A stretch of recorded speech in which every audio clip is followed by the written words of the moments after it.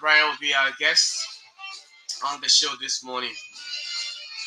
Too many things happening yesterday. Uh, the cow issue was talk of the town, as a matter of fact. And so we go across the country to speak for our contacts. Yeah.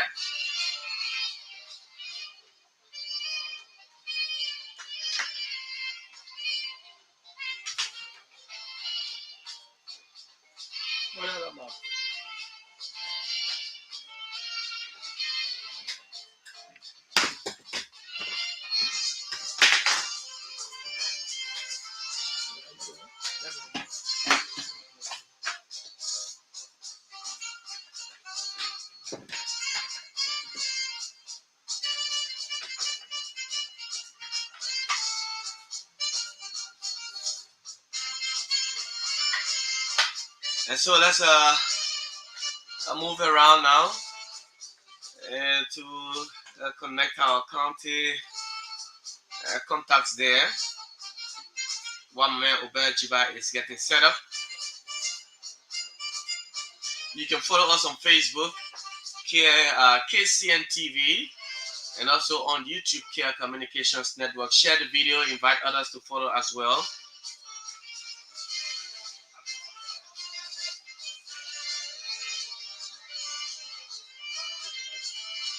And this morning, our first stop this morning will be in Lofa County. Lofa County will be our first stop this morning, where our man Samuel Bully is stationed. And so we go to Lofa County this morning to speak with Samuel Bully as he will fill us in. Samuel Bully is live on the line on this morning. Samuel, good morning from Lofa County. How is Lofa this morning?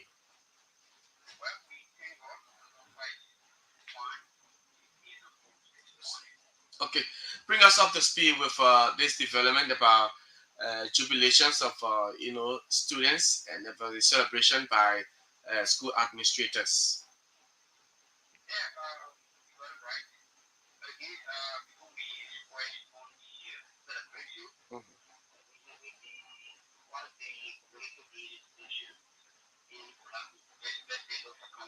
Okay.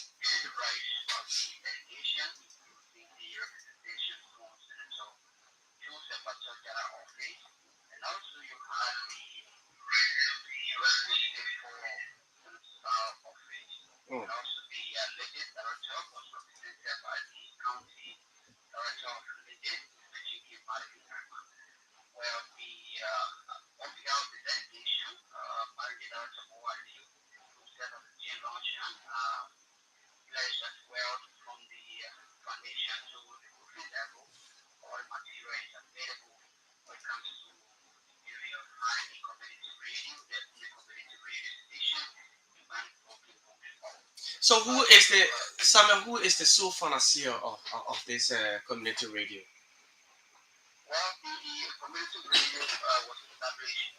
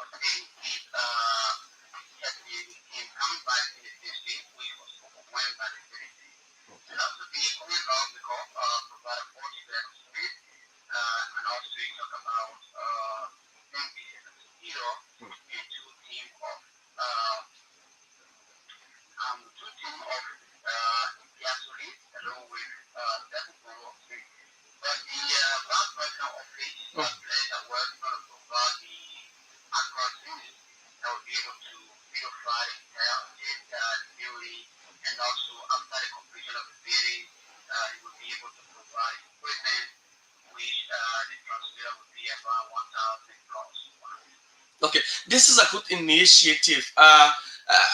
These kind of projects, especially media institutions, when they're being constructed ready for operations, you need managers who will be able to make sure that the operations of the institution or this media institution is fully managed. Were you able to speak to any authorities of the institution as to how prepared are they?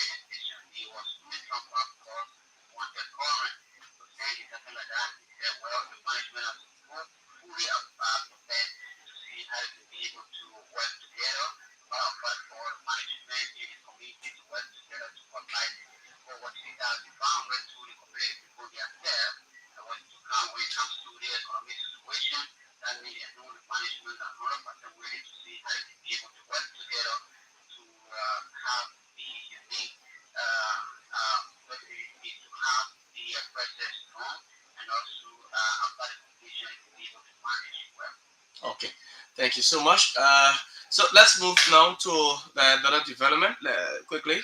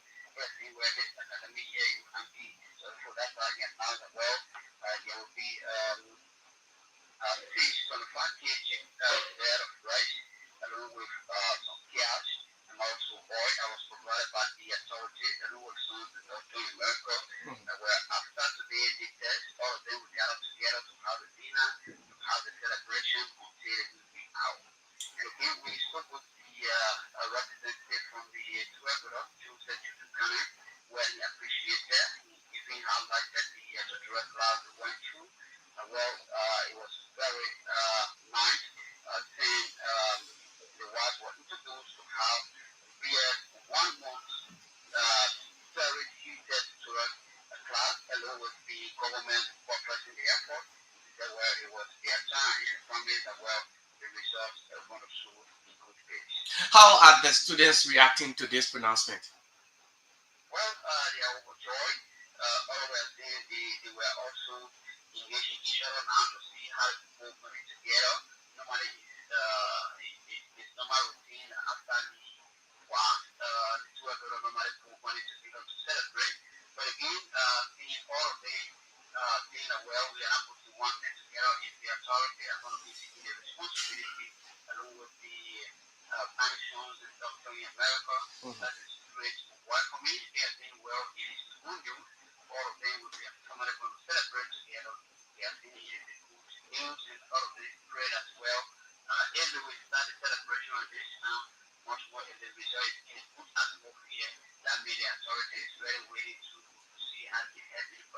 Okay, Samuel, thank you so much from Lufa County. We hope to rejoin you tomorrow morning. Have yourself a wonderful day.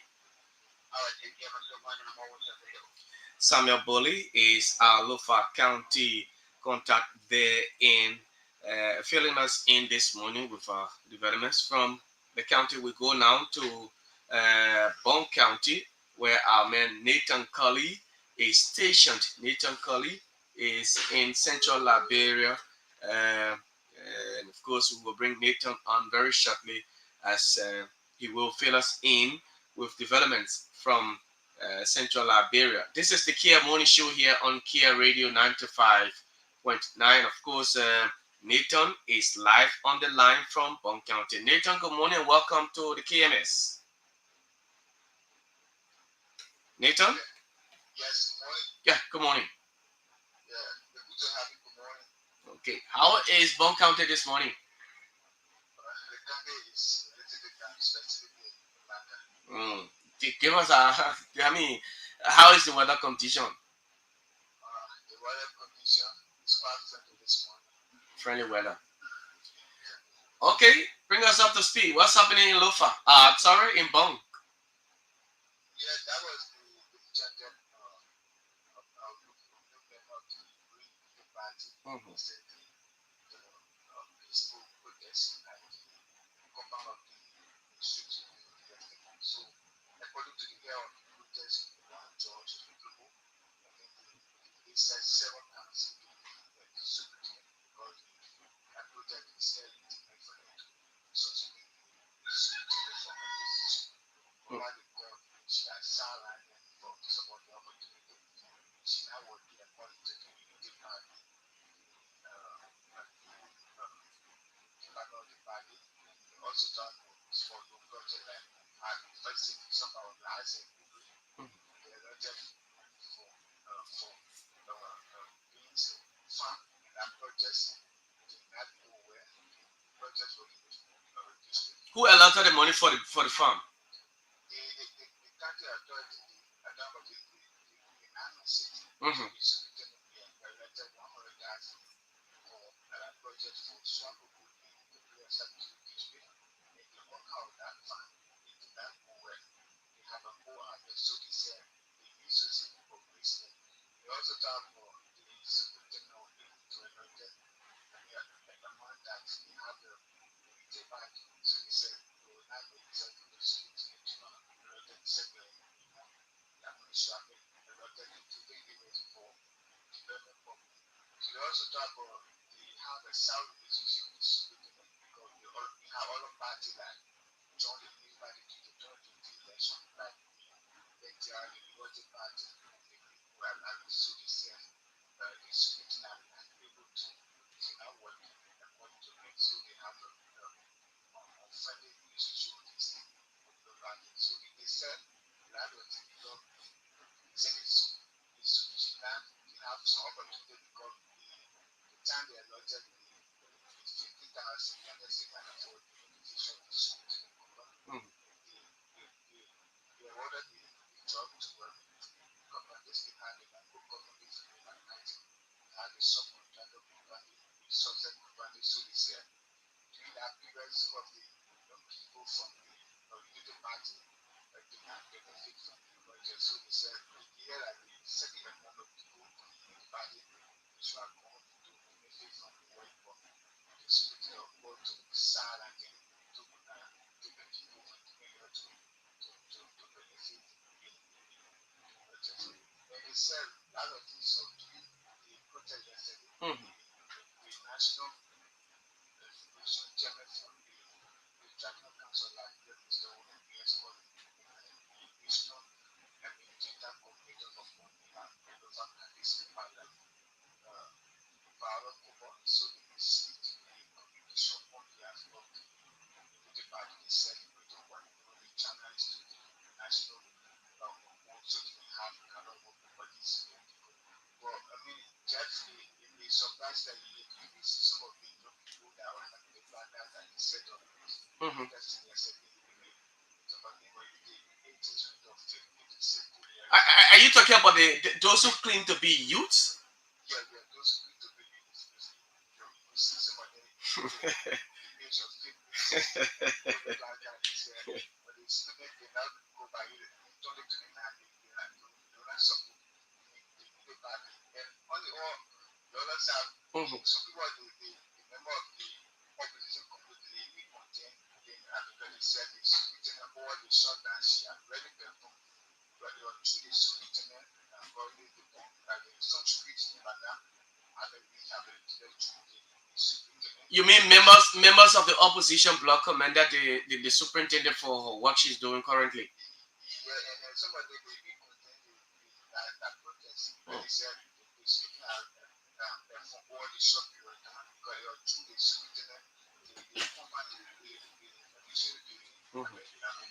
you are ready to get your thing by the security and through the security, through the country, they were able to secure the vehicles from the country administrator, sent out direct the country actual office, Mhm. Sarah to back security. So they said the security are really, really done well. So the protest, some people they condemn the protest, they say that will make a little motivated, but under the security have to for the short period of time. Recently, we were in Bang County, specifically Banga City.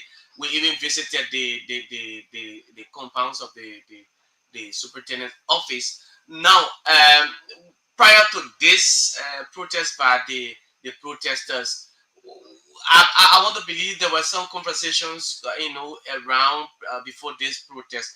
Uh, you care to tell us what was perhaps what you know heads of or executive party executives of the Unity Party, what have been some of the conversations going around?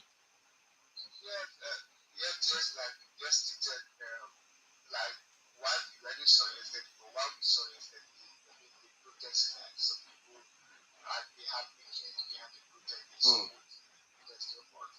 Uh, but if you look at it, you can say someone like 50, 60 years, they are not young. Obviously, you can't be 50. You youth. Then, so people are saying that your pocket there, Mm. there, so it's to protect about the security is doing what actually so some people in the party they don't want to see it so they have that practice. Okay, we understand that amidst the protest yesterday, the superintendent was not in the county. Have you any idea as to whether she has returned back to the county? So she's still out of the country. So during the protest for that communication of the scene at the country county administrator Mm. since election they have received communication on behalf of the security Okay. the protester to bring down the security in the country to be able to enjoy the security Okay. Any other development before we let you go? yeah, just quickly, Jeff, yesterday, appreciation of you, red sharp, the political street. Hmm. Normally, red spread used to be the political package, they used to be sold for 50,000. Now, Okay. the library talent board, and how yesterday, they said the child president, that that is safe. Unless you over areas that Malala swap You say the prices it used to be 3.5. Now it's gone to yeah, 3.6. you're taking no, it's it used to be 3,500, but I'm going to 3,060.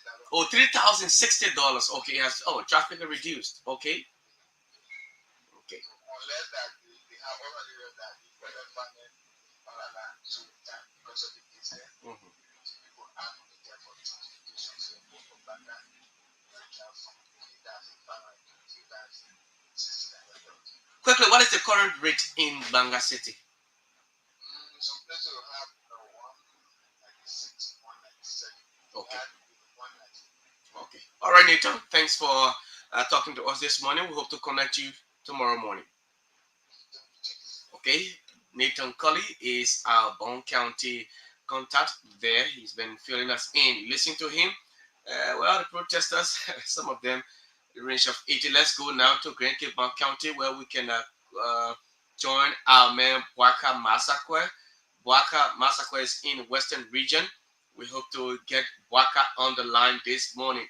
If you just tune in, indeed, you're listening to the Kear Morning Show here on Kear Radio, FM 95.9 with me, Jefferson, Weah, and of course, Obed Sebastian Jiba. And on this platform, we discuss issues of national concern. Informations are all balanced and credible. You can trust this platform. You can follow us on Facebook as well, KCN TV, and of course on YouTube, Care Communications Network. And leave your comments as well. We will read them subsequently for you and recognize those of you who are also following. Thanks to all of you. Well, we cannot get Wakai from Grand Cape Mount. Let me see if I can get Prince Womplu on the line as well from Grand Bassa County. Prince Womplu is from Grand Bassa County. Let me go to Grand Bassa now, where we can see and have a conversation with the mayor, Prince Womplu. It seems Prince isn't responding. Well, let me cross over to Obed, of course, this morning. Obed, it has been a wonderful listening to the contacts there from across the country. Good morning, and welcome to the show this morning. Yes, thanks so much, Jefferson Perry. We are good morning to all of our many followers and viewers across Liberia. Following us this morning on your fascinating breakfast program. My name is Obed Sebastian Gibag. And yes, indeed, we're here bringing you all of the happenings across our country to ensure that we contribute towards the growth and development of our patrimony, Mama Liberia. And so, while you are there, we're here. Let's continue to do what is best. Let's continue to move our country, our beloved country forward. We are live on KCN TV via the internet. So go to Facebook for those of you who are there. Follow us up on Facebook this morning. Too many things. We're going to afford you the opportunity to weigh in on those issues of paramount concern. And guess what? We're going to have the political dialogue coming up shortly, where we have several panelists um, on the program discussing issues, wide range of political national issues. That will be squarely political conversation with our own CEO, Christopher Kear, talking about our executive director, Jeniton, Jefferson Perry, we are, and our man, the man Desmond Brown, and I, Obed Jiba, we're going to be on that platform, and Andrew Kear as well, the general, as he's widely known, Monique Kishen. Yeah. We're going to be on that platform starting this Wednesday, the maiden edition at 9 p.m. Liberian time. So we will be up on Wednesday tomorrow. You can catch up as well for 9 o'clock, strictly up until later on in the evening hours, late evening hours, sending you to bed as we look at wide range of issues on the program. So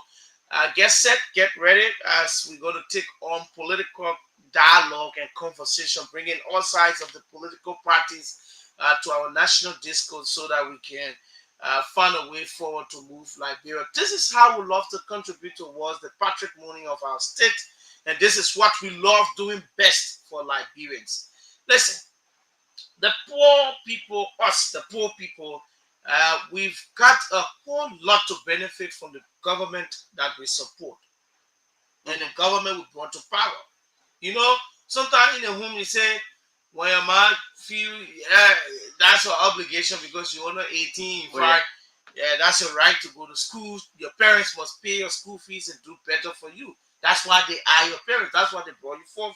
Until you can reach at a particular stage, and then you become an adult or responsible person and mature, and you start to do things for yourself, and then you also have your kids, and you move forward as well. It's the government's responsibility to cater to the needs of the people through basic social services. Certainly.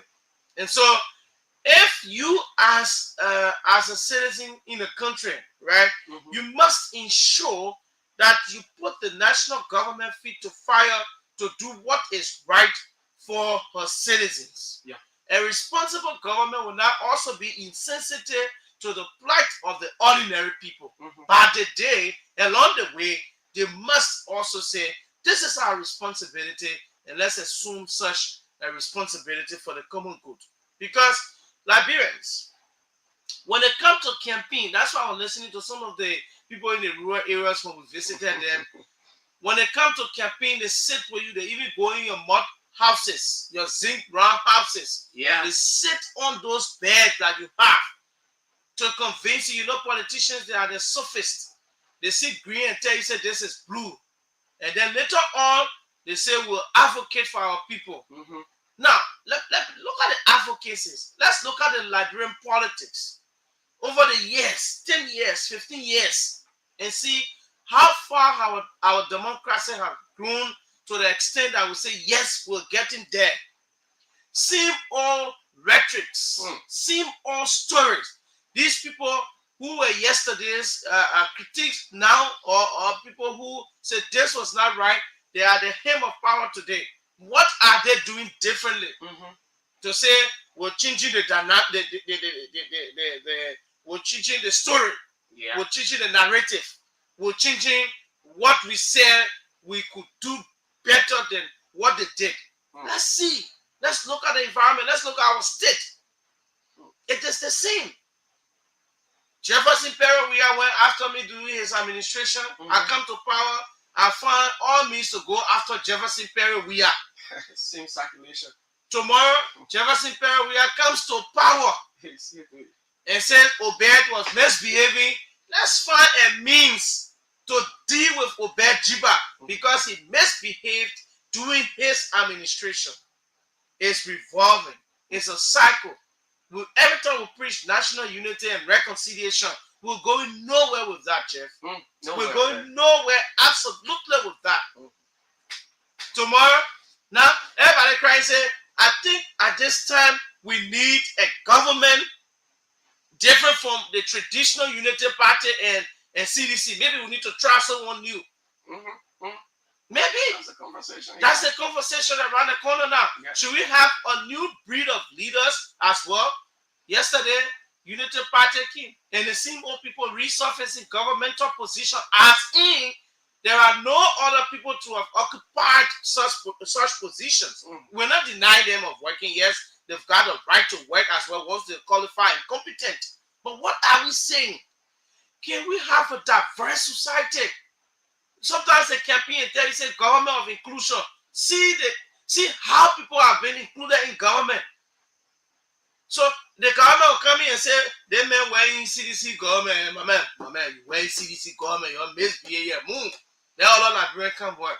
Someone who have worked over the years, you bring them back, and once they are familiar with that particular terrain, it breeds contempt. Yeah. That's why you see, listen, if the government of the day is not careful, that's why international organizations that write reports, you have different kind of human rights abuses and report against them. So the same microphones and radio stations we used to say these things were ugly in the past. We must muster that courage to say today, these are the same very ugly things unfolding in our society.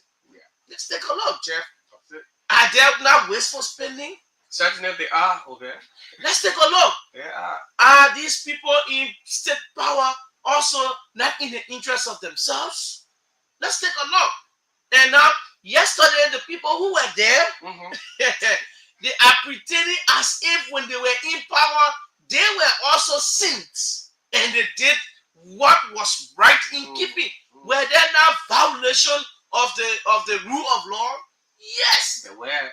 Were there not that consistent misbehavior of some of these people, corruption and every other thing, today they see people we Liberians accused of stealing our national resources to enrich themselves, and they grab for property.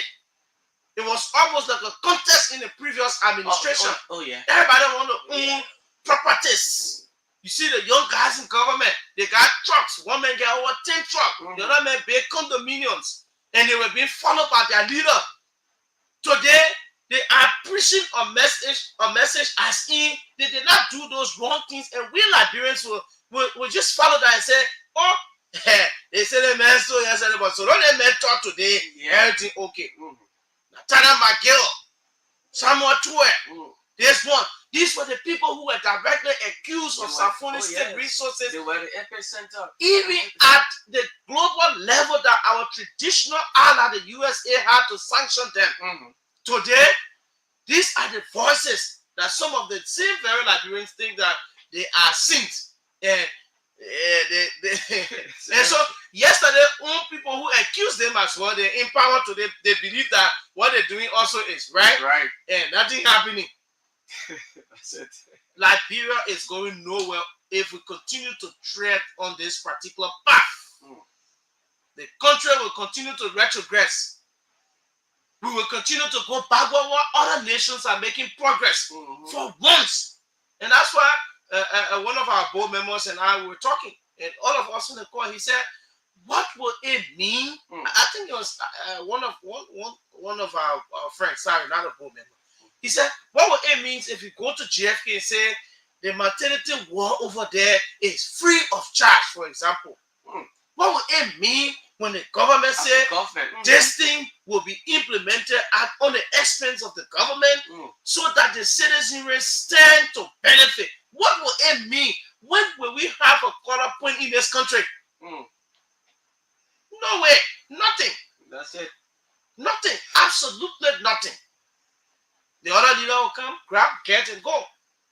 Send our children abroad while we have still poor infrastructures in our country, our educational system lacking way behind. We've got nothing. The last time I was following Daniel Rogers, when he was in Bond County, as close as Bond County is, you still have kids on the floor. Maybe I could find a specific school name.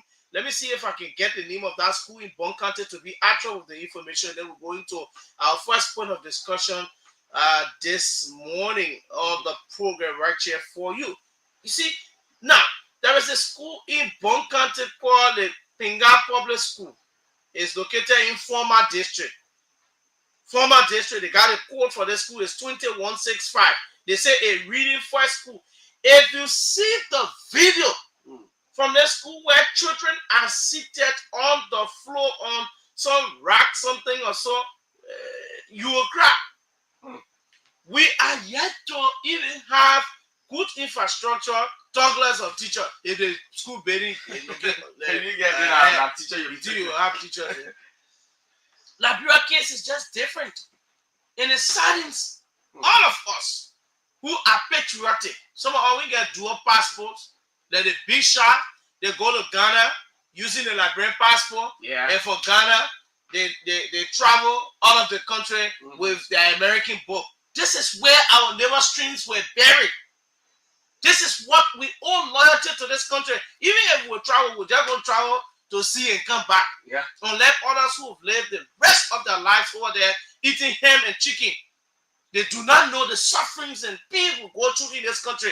In the modern dispensation of such, you have Liberians suffering, and these people who ride their air conditioned cars, these people who sit in their comfortable offices at the detriment of the ordinary people care less because they fly at any time.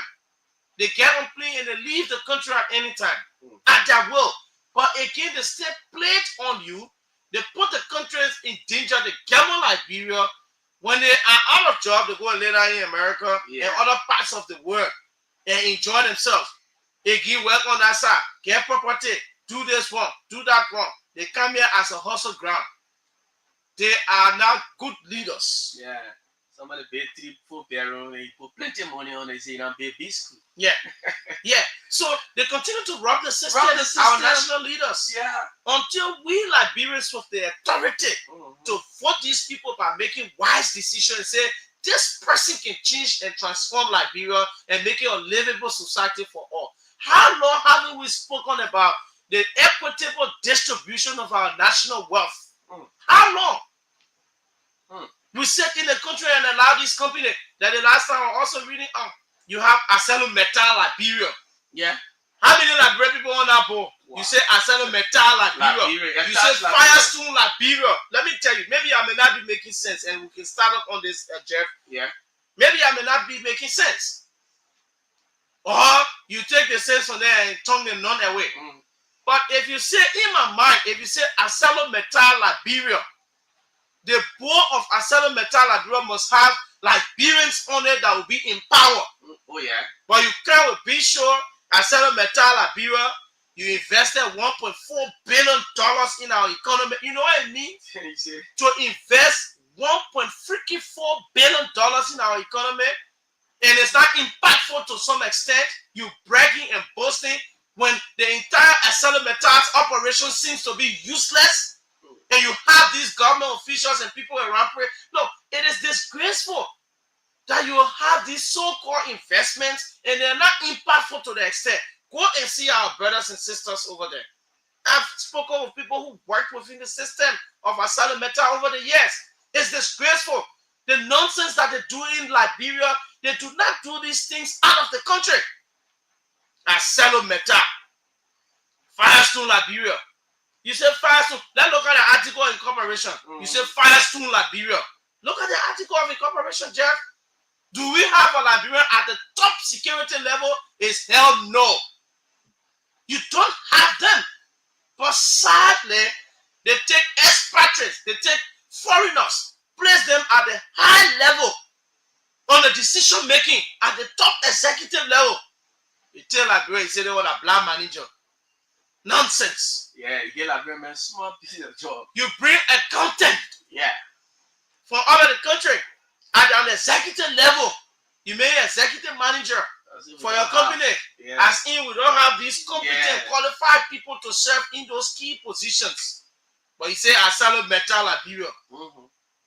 Aselo Metal what? You must be joking. Very frustrating, Obed. So it is also incumbent upon the government of the day to ensure that these things are done with care.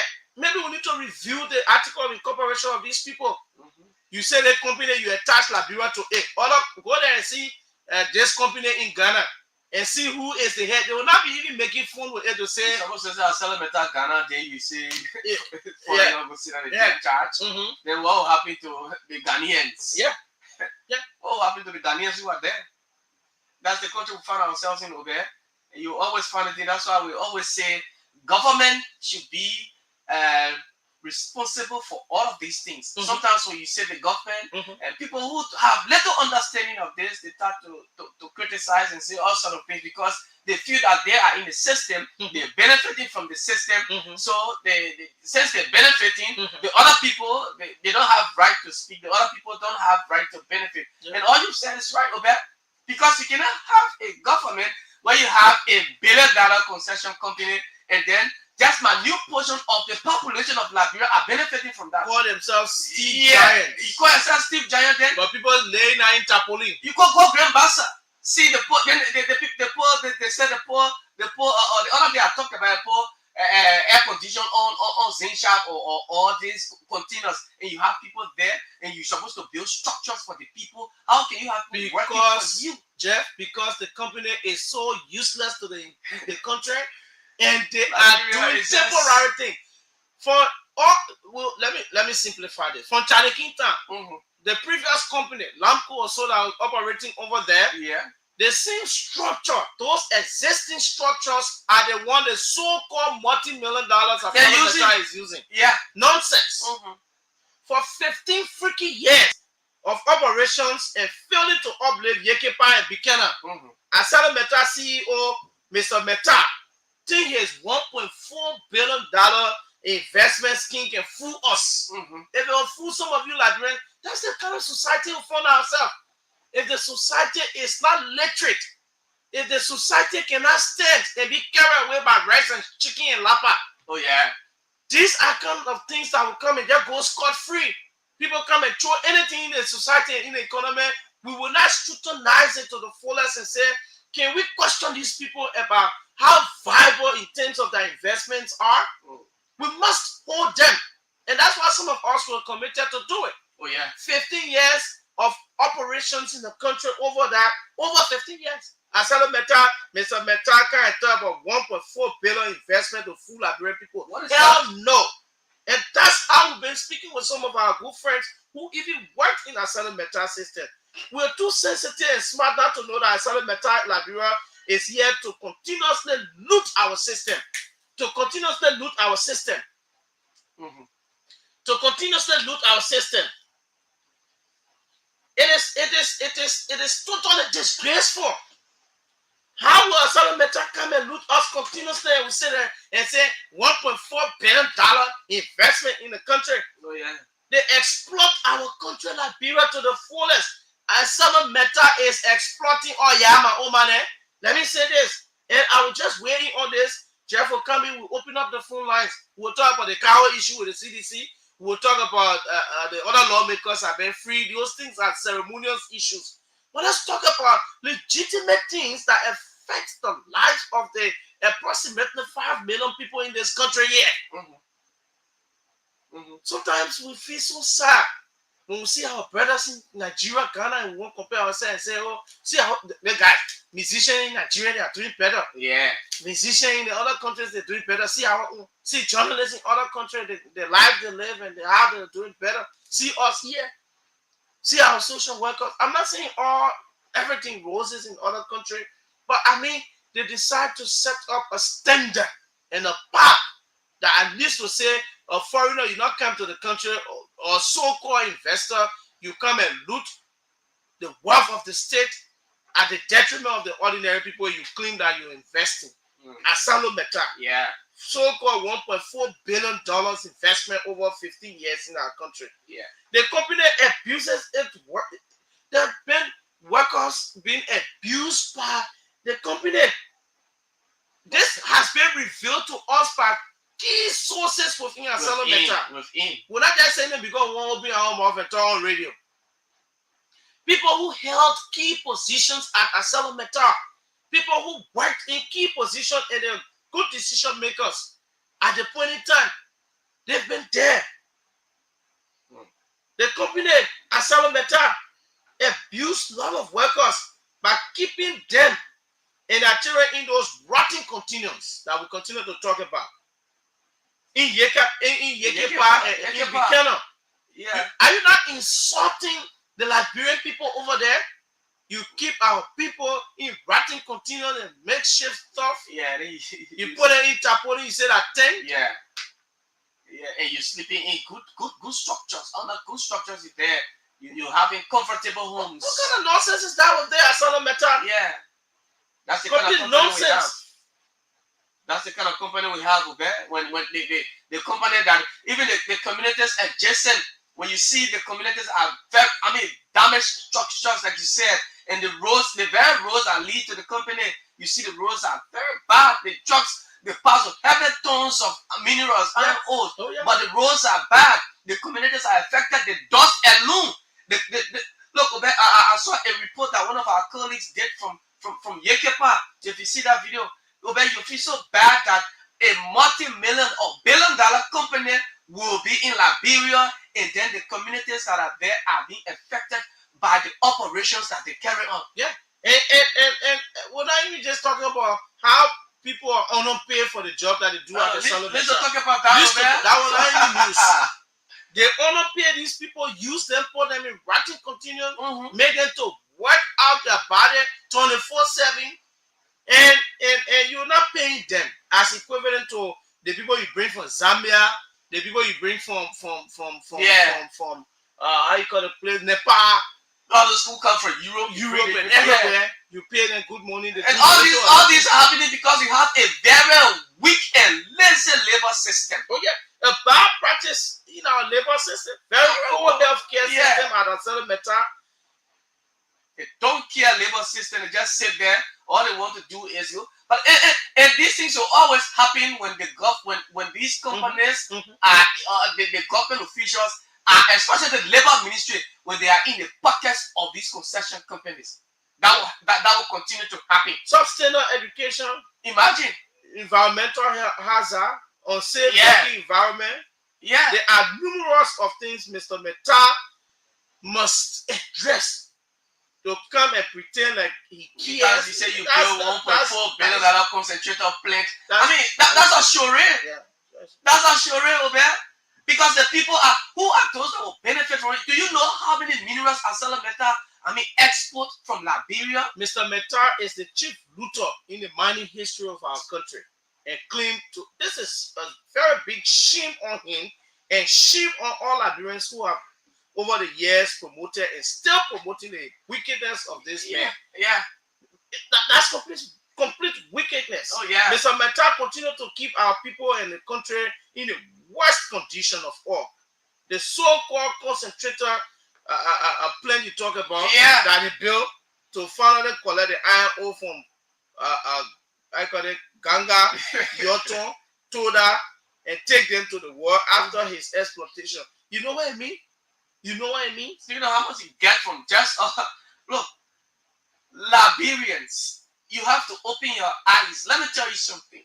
Just before you say something, between Mr. Meta and the Asylum Meta remain when there is no more iron ore. Obviously, but what the man be doing here, Obed? When they have depleted everything from our natural resources in terms of iron ore, you think Meta will be here with a so-called 1.4 billion? They're here because they're getting billions of dollars. Billions of dollars at the expense of the Liberian people, our country, at the expense of this country.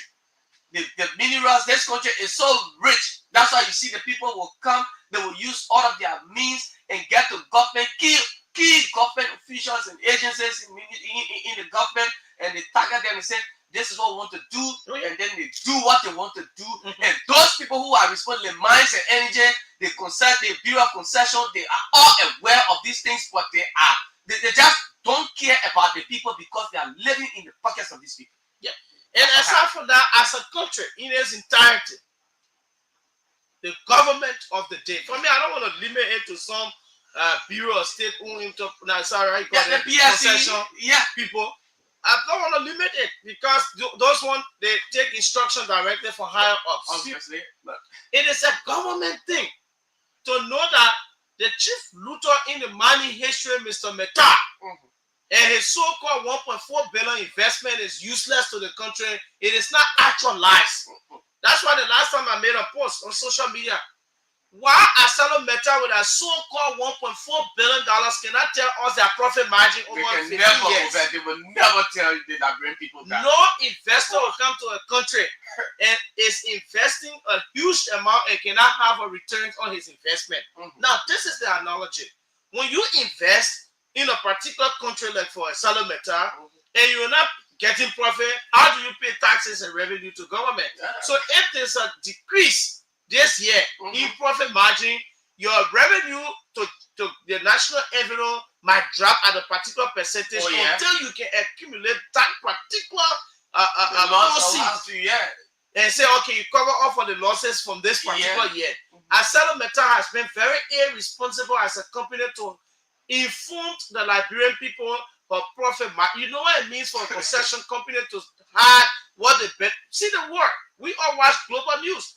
Multi-million dollars companies will always say this is what they earn so and so period.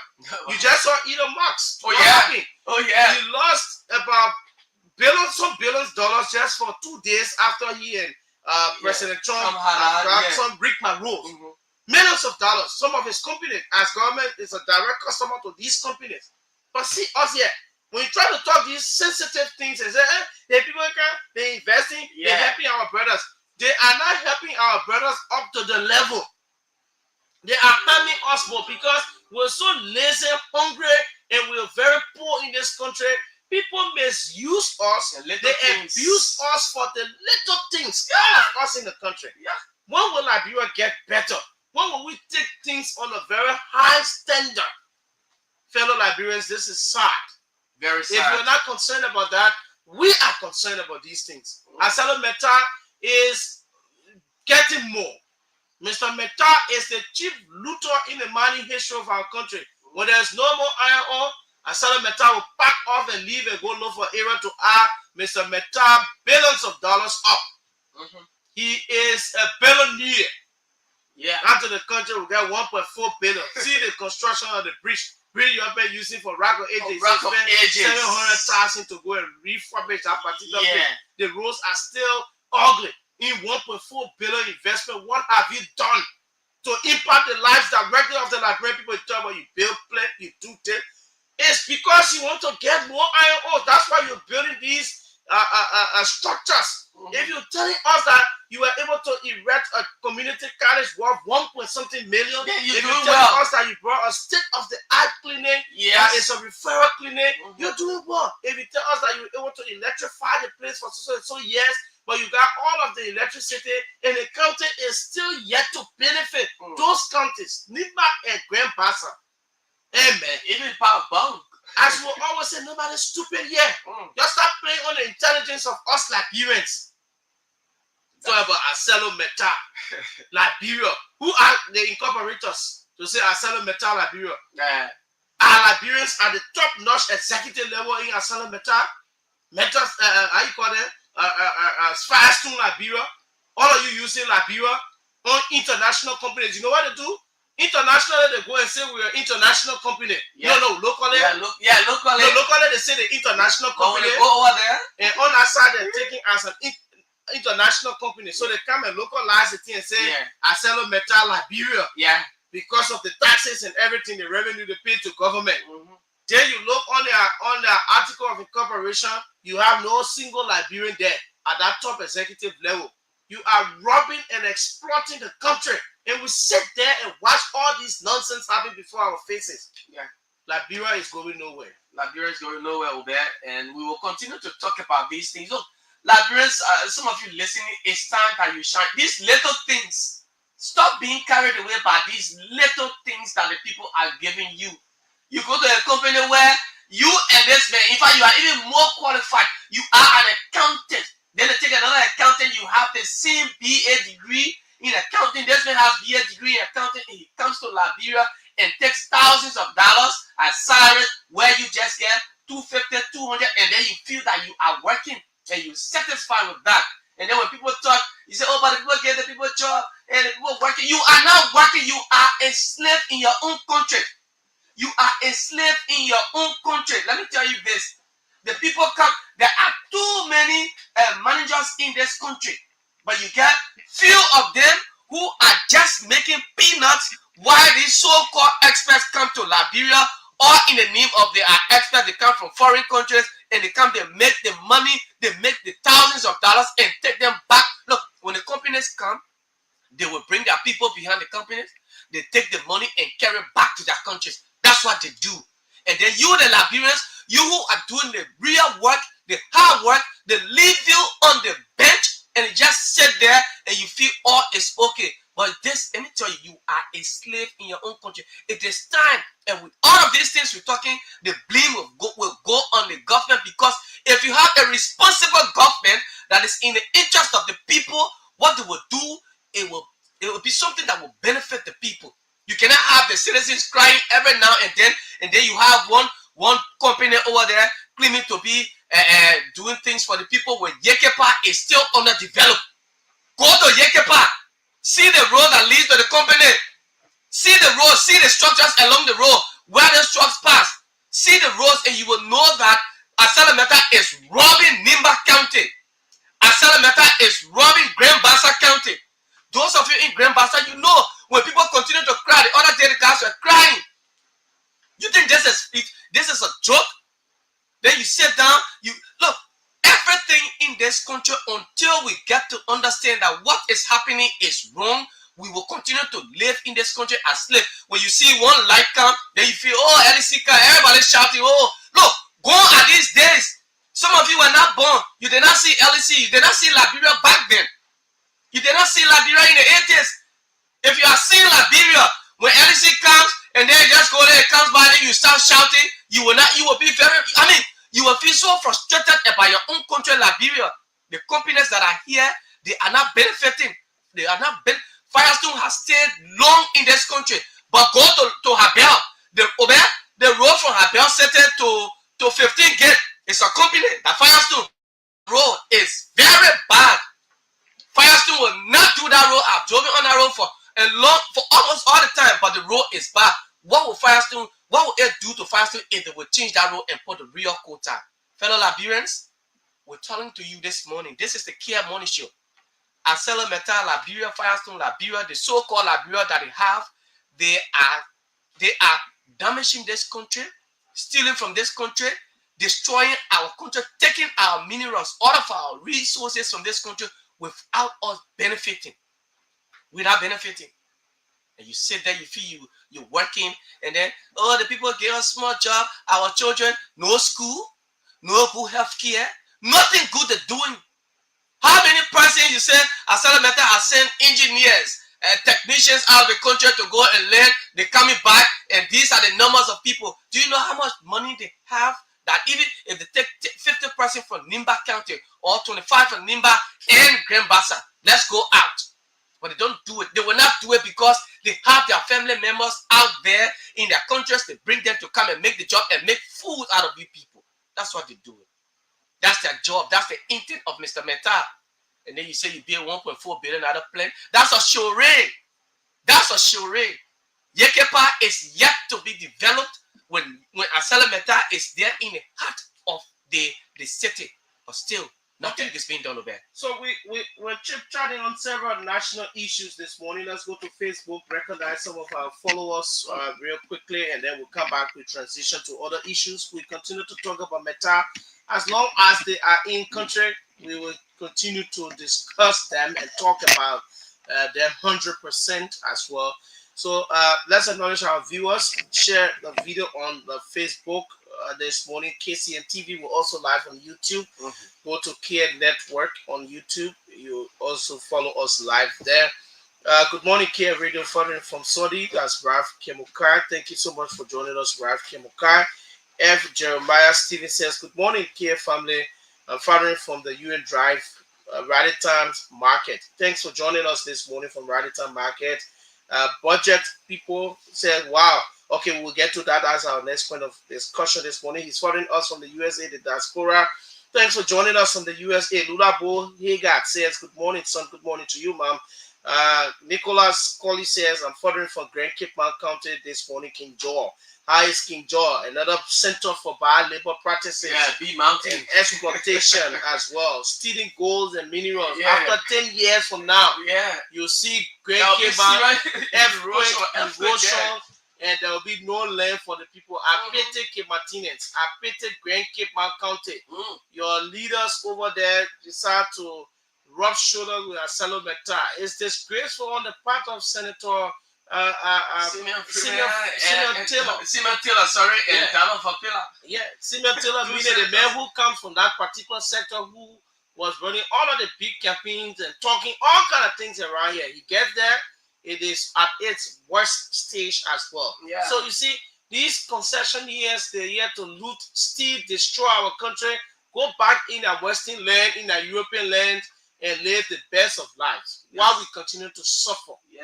You know how long the people in King George in rusted parts and they stay there, nothing happening. Go see the food they even serve the Liberian people in. And then we're Western B Mountain in producing your own water now. Yeah. Then the people there stay drinking from creeks. So B Mountain is producing her own water, something that they should have impacted a local company to do paying taxes, doing water business squarely. Yeah.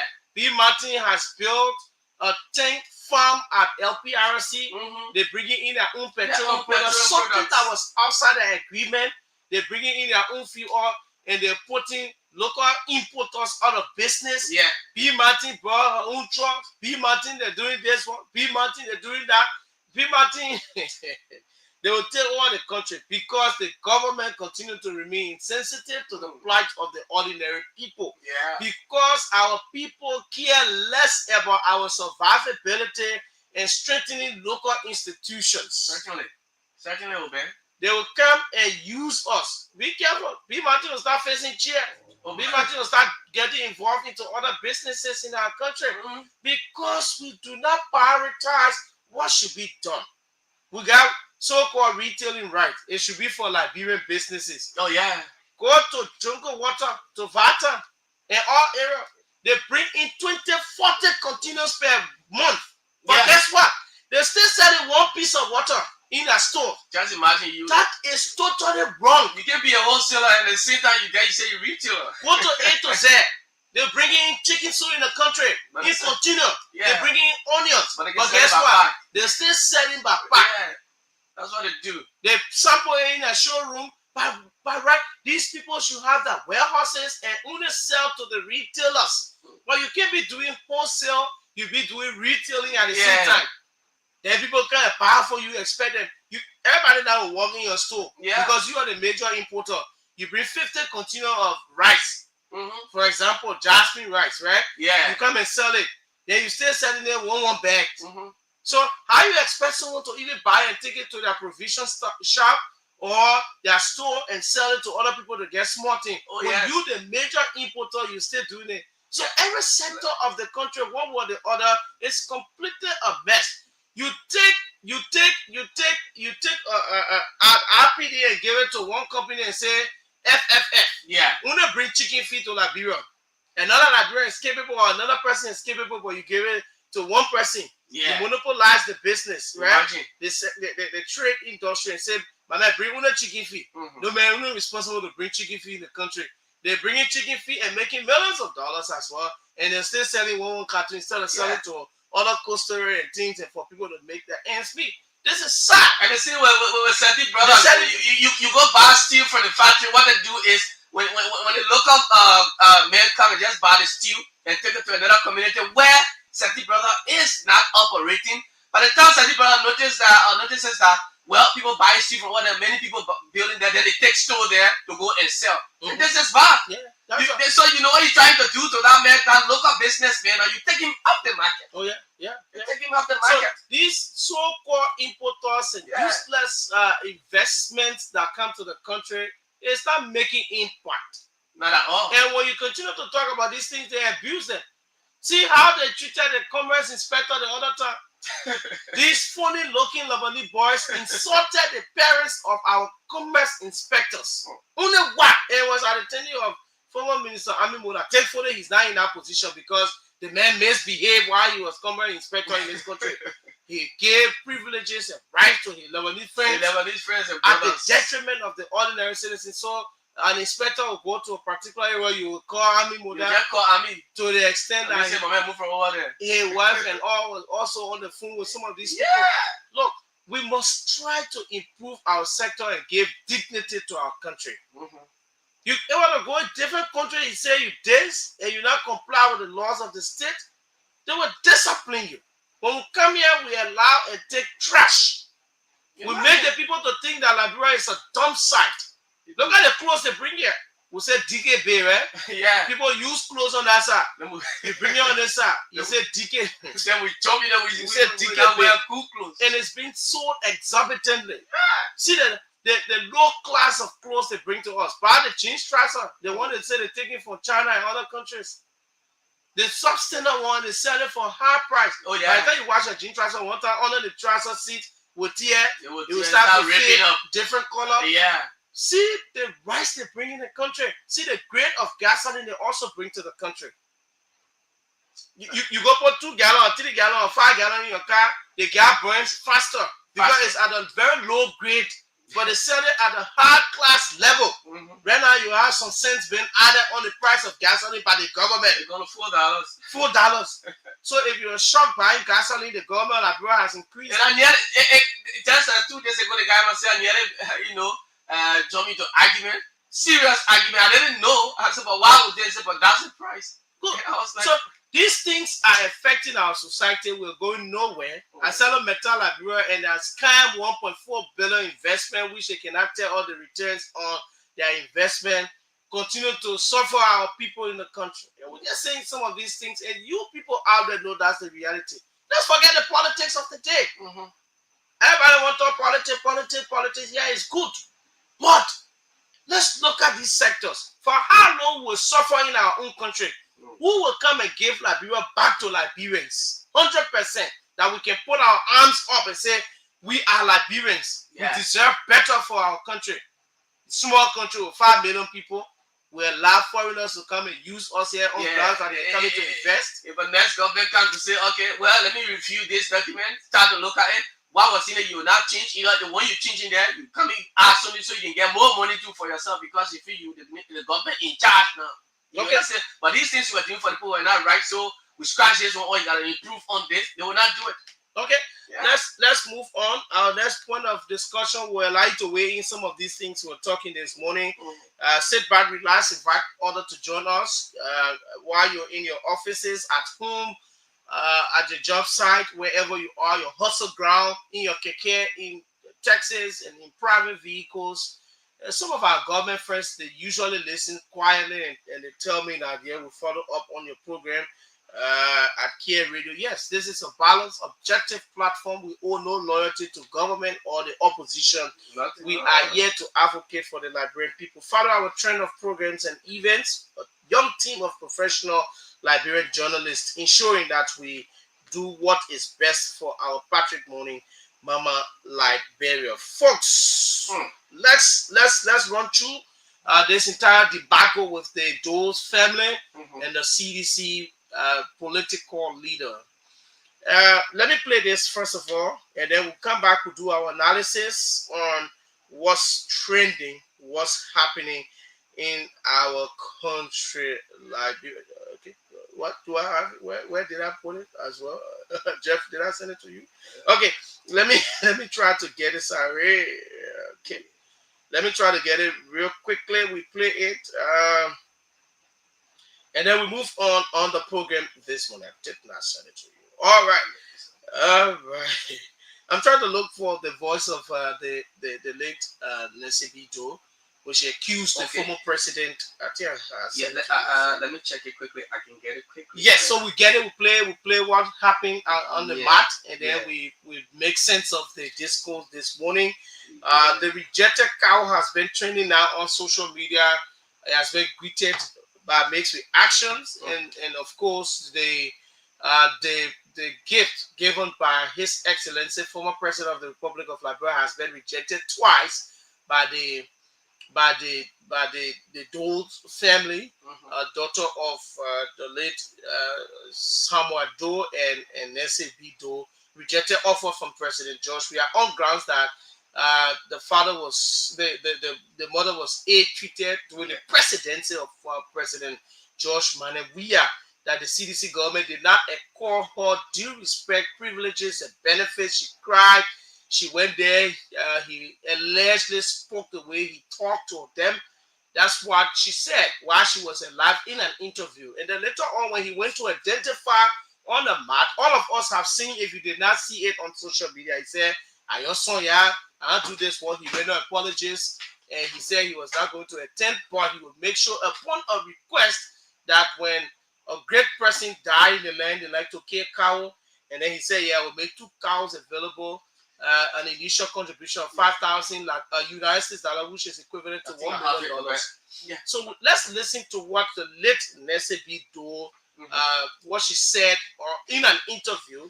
When we come back, we talk about what's happening currently within the Dole's family. And I also we've been following that some members of the family, they are agitating that if the daughter of the late Nancy B. Doe continue to reject offers from these people, well, she will have to bury her mother alone, according to them.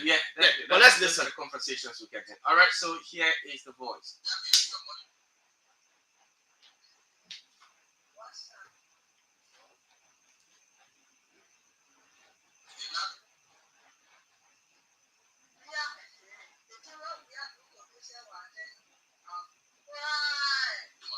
Increase the volume, Jefferson. Like people, for those who haven't heard this.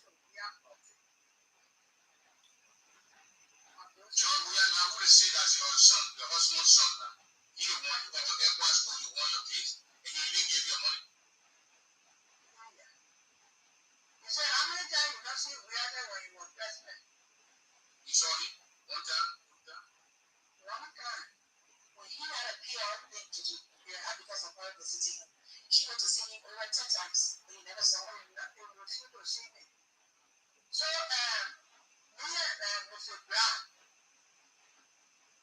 went there to him, 11 o'clock in the morning. Before you see Weah was 8 o'clock. 8 p.m. Yes. So we went there to him, and then Send a link to the download. he is speaking to us. We have to our person as smarting money. They know money. You met George Weah, and he told you no money. I tell you, I said, the people that there's like, some of them, they play apart. He said, no money. Then, and then they said that. Then you can't tell me how you commit to you, so they are being, you know, that.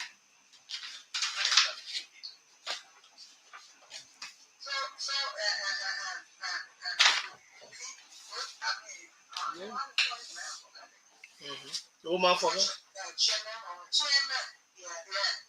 He said, no, then I wanted them in Balachuma. Balachuma said, nobody. What for Chima now, the former speaker? Former speaker, yeah. He was right there. He said, no, he the one answer that one. No money. After you won your case to the airport code, who will I do a job? We are in charge. We refuse to give you your money. Ask anybody who will do the job, eh? So, I came to me for June. I said, my son, I'm looking June, and you know better. But you do anything, and you know better for taking. I don't sack it. I'm going to show.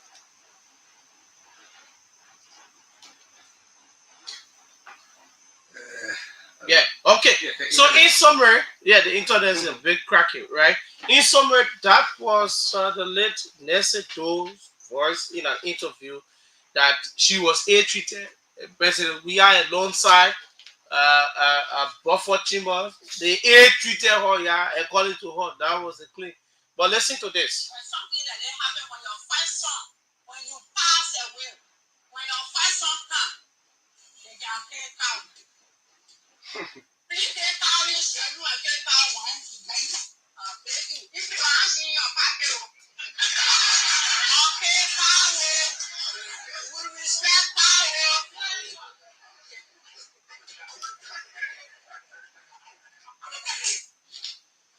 That's a first son. What has happened again? We are hearing about the second time rejecting the former president's gift. What it tells about this entire incident?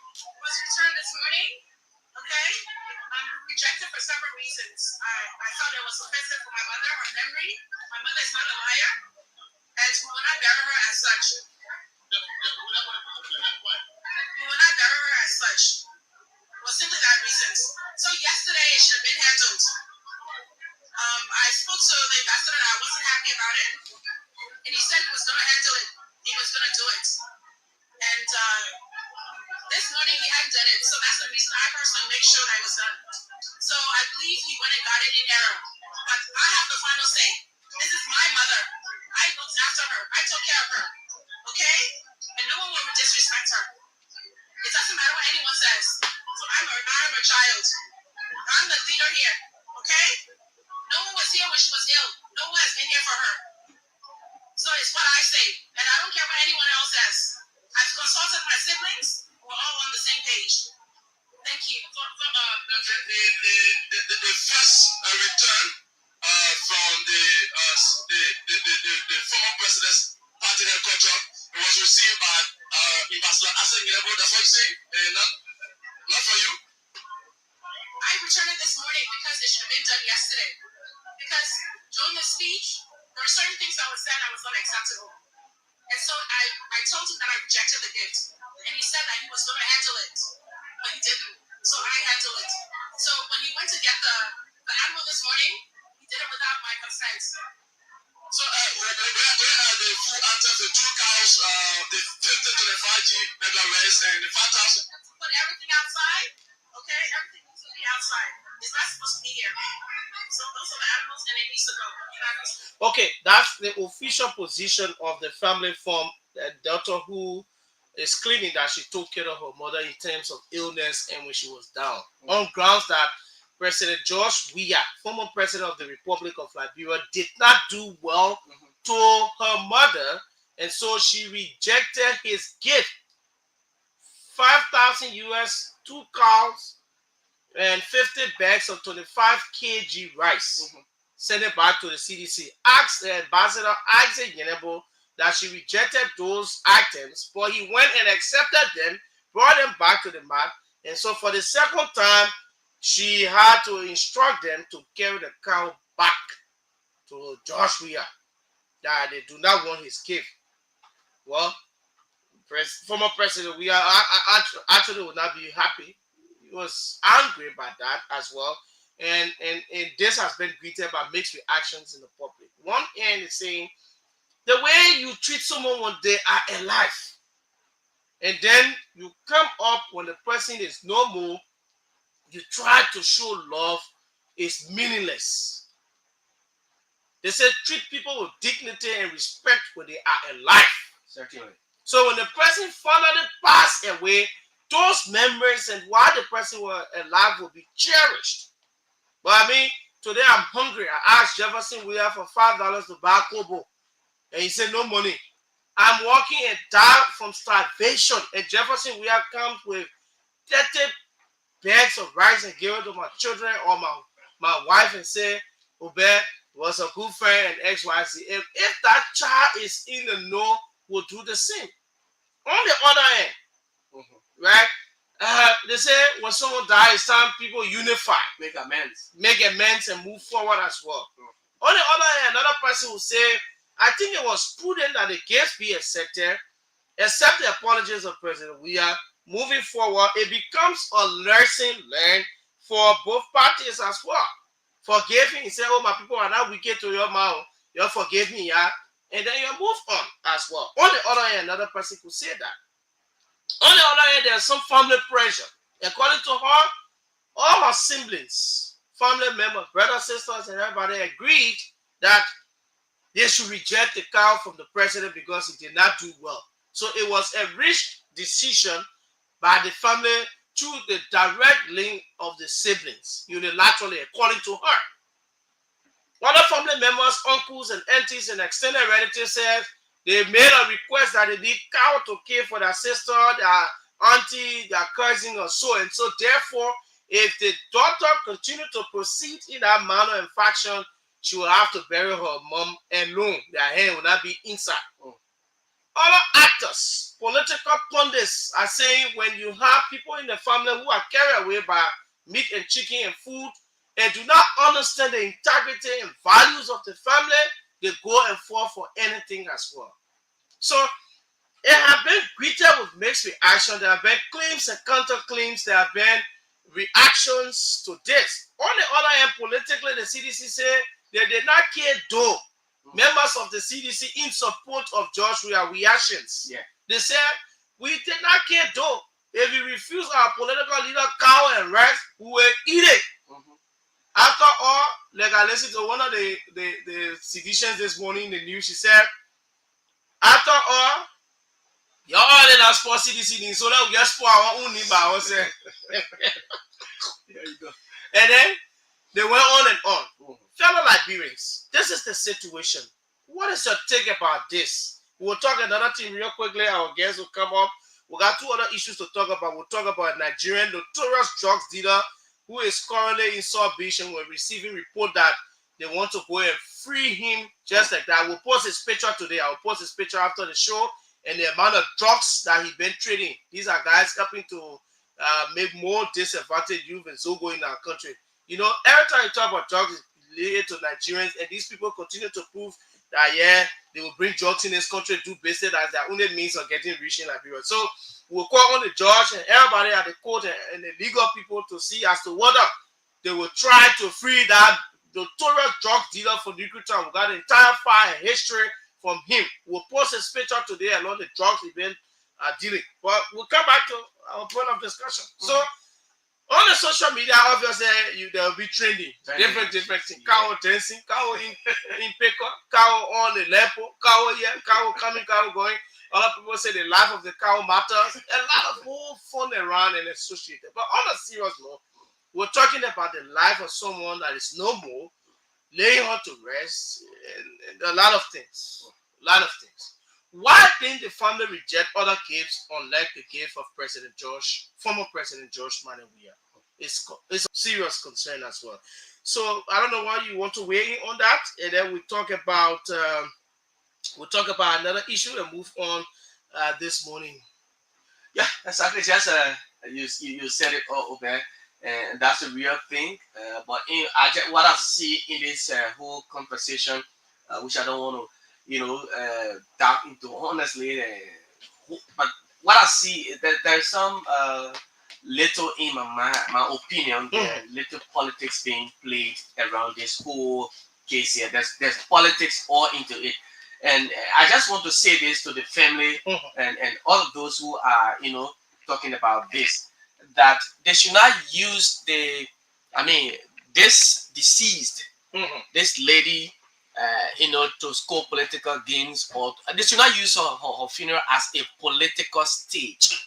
Let the lady be buried, the former first lady be buried in peace. Let her take her rest in peace. Whatever differences you people have after the funeral, you can have your differences. But as of now that she's still her ghost, is still around, and I know in all fairness, wherever she is now, she's not happy with the conversations that are going around.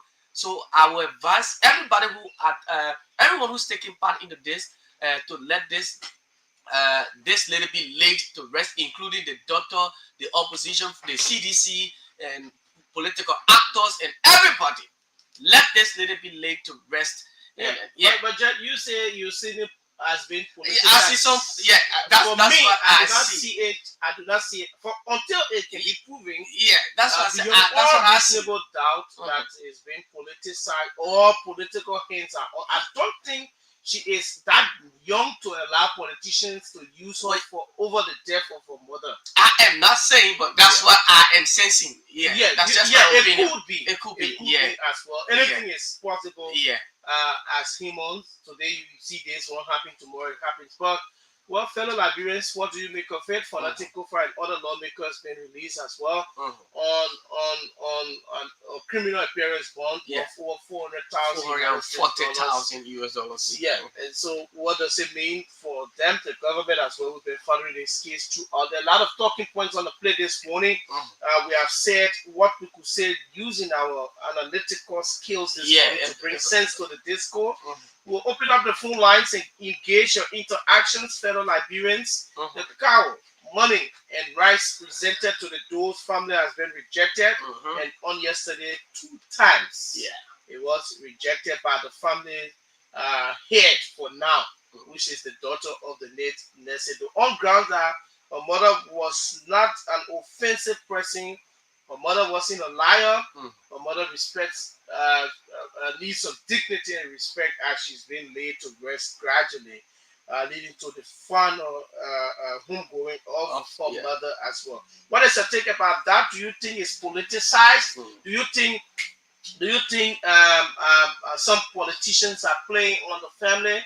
What do you make of it being rejected? While she was alive, she said President Weah did not show her that respect. She asked that Junior, one of her sons, should it be dismissed. She asked that small thing be added on her pension money, and former speaker told her in her face in the presence of President Weah, he did not say anything about it, that there was no money for that. She was sick, according to the daughter. No one came to her aid as well. What's the take? Now, before we open up the phone lines, there is this Nigerian man we'll talk about quickly. Let me say this. His name is Emmanuel King. Okay. A Nigerian man. Emmanuel King. He's an Igbo man by tribe. Okay. Emmanuel King is a notorious drugs dealer. Maybe you need to put the camera on. Let me show his face first. Let me show his face first. This is the man. Imara King is a notorious drugs dealer. Yeah. Look at him. Who he's on the TV now. Go to Okay. KCN TV, you see that. The man is a notorious drugs dealer. They are selling drugs all on the Bourgeois Island. This man picture I'm showing. They sell he sells drugs for his survivor. The man is a notorious drugs dealer. And so we're receiving information that they want to have him released. If any attempt to release him will inform the Liberian people who the judge signed onto that to have him released. I know a nickname or whatsoever, but these are the guys spoiling the reputation of some of the good Nigerians outside Nigeria. The man, Imara King, is a notorious drug dealer from Jimmy Carroll, there where he lives. Jimmy Carroll on the Bourgeois Island. And what he does is that he bring a business to all the area that sell all kind of narcotic substances, high-grade marijuana, and everything to the people. Spoil people children. Let me show you how he passes all the drugs. This is how what he does. He passed it, and then he was knocked down, arrested, re-arrested. You know the drugs dealer, then they got plenty of contacts. They got influential people in government. That can talk for them. Give the information as well. Give the information, release them, undercover or so. We challenge the Unity Party government, judges and lawyers and whosoever. Drugs is not bailable as far as we're concerned. As far as we're concerned, okay. Emmanuel King over there should pay for his action by making most of the Zogo there. By making our young brothers crazy. The lives of young people. If in your family you get Zogo there, tell God thank you. But I mean, on a statistic, one household must have somebody involved into drugs directly and indirectly, one way or the other. This thing is concerning. To see somebody who now more in the street, dirty passing around on grounds that he's consuming hardcore substances, putting money in the pockets of these fools, call themselves drugs dealers. This Nigerian Igbo man come to Liberia to use us, make our children crazy. They say they're smoking, they're getting high. And at the end of the day, you make millions of dollars. You go back to Nigeria, when they're going back home, they know the king. They rap private jet, they rap this, that, in his country. Only because they're selling drugs out of their country. And Emmanuel King on Igbo man is a bad example. Trying to create bad image for Nigerians. We're saying to the lawyers, we're saying to the judges or the judge over there, whoever is beyond that, we'll call him tomorrow. The show will call him. So if you dare release Emmanuel King, and we see us expose you here to continue to sell drugs, opinion as we call it locally, marijuana, cocaine, Italian wear, codeine, all the drugs. The boys that know how to sell it, they can pass away all kind of way in the country. Emmanuel King is one of the mean men. So please, we're saying this today. Tomorrow we'll come, we'll go in details and read you the case fact. We've been able to obtain it. We got it in our possession. We know what's up. When it comes to drugs, for me, I care less. Anything you want to do, you can do it. You can do whatever. Because our society is spoiling by the day. If you see the statistics from 2025, how many Zogo we have? Up to 2005 up to 2025. If you know the amount of young people that transform negatively from being a sound-minded person to a Zogo, very useless person in community, you cry. Society. And then later on, when they get addicted to hardcore substances, they want to blame it on ordinary people. You pass in the street, they say, "Prayer, the prayer looking found." When you get that far, I say, "Another jungle prayer." So you see, these people are causing problems. What you saw the nonsense that happened in the country during the CDC administration. One Zogo man say, "Oh, we need money." They started busting money, chincha boxes across the country. 2 or 3 of them barely had to lay down on the ground, in Central Monrovia. You will not be surprised when they want Zogo walk to your house, slap you and say, "Give me money." Because Emmanuel King, a notorious drugs dealer from Jimmy Carroll, and others decide to bring drugs in this country and sell it. Too sad for our country. Fellow Liberians, what's your take about all of these things we've talked about on the program this morning? Several talking points. Let's engage your input. It's important that you speak to the reality of the day, including metal steel. Yes, we talk about metal steel. We talk about the release of Kofa and others on a criminal appearance bond. We also talk about the rejected cow and 50 bag of rice from the Doe's family to Weah. But sedition said they will eat a cow because they did not kill Doe. What is your take? 0777 959 959 0777 959-590-881-871-670 are the numbers you can use this morning. The Kear Morning Show. The lines are active now. For those of you Liberians, let's go strictly to international line first and get. Okay, let me come back here. Good morning.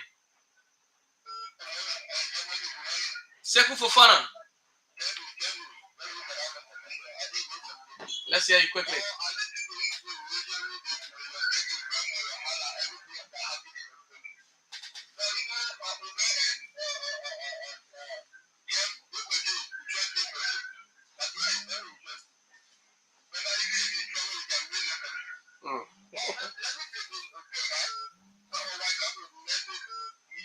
Uh-huh.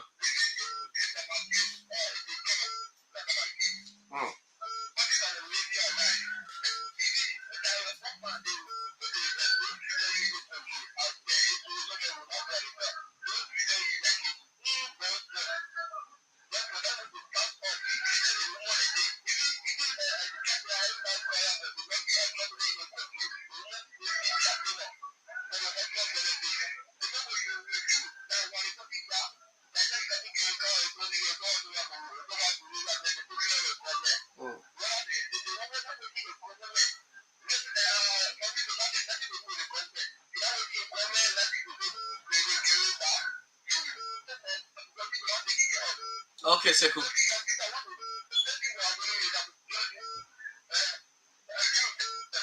Thank you, Seku. This person. Good morning. You're, good morning. You're live. I know where you call from.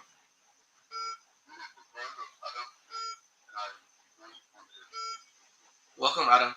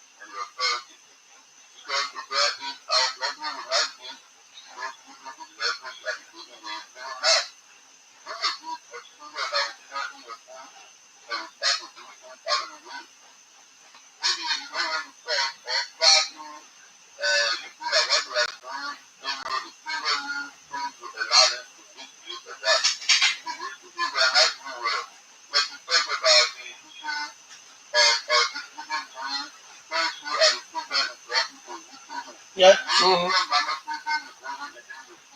Jungle water A to Z. Fuani, Jetty, this one, that one, all of them.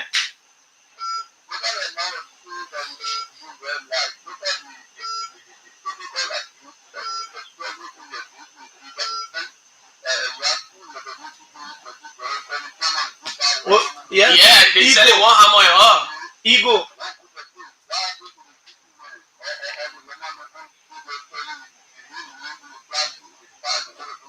Yeah, c'était better. They still selling shower this. It's something, my brother. Quickly.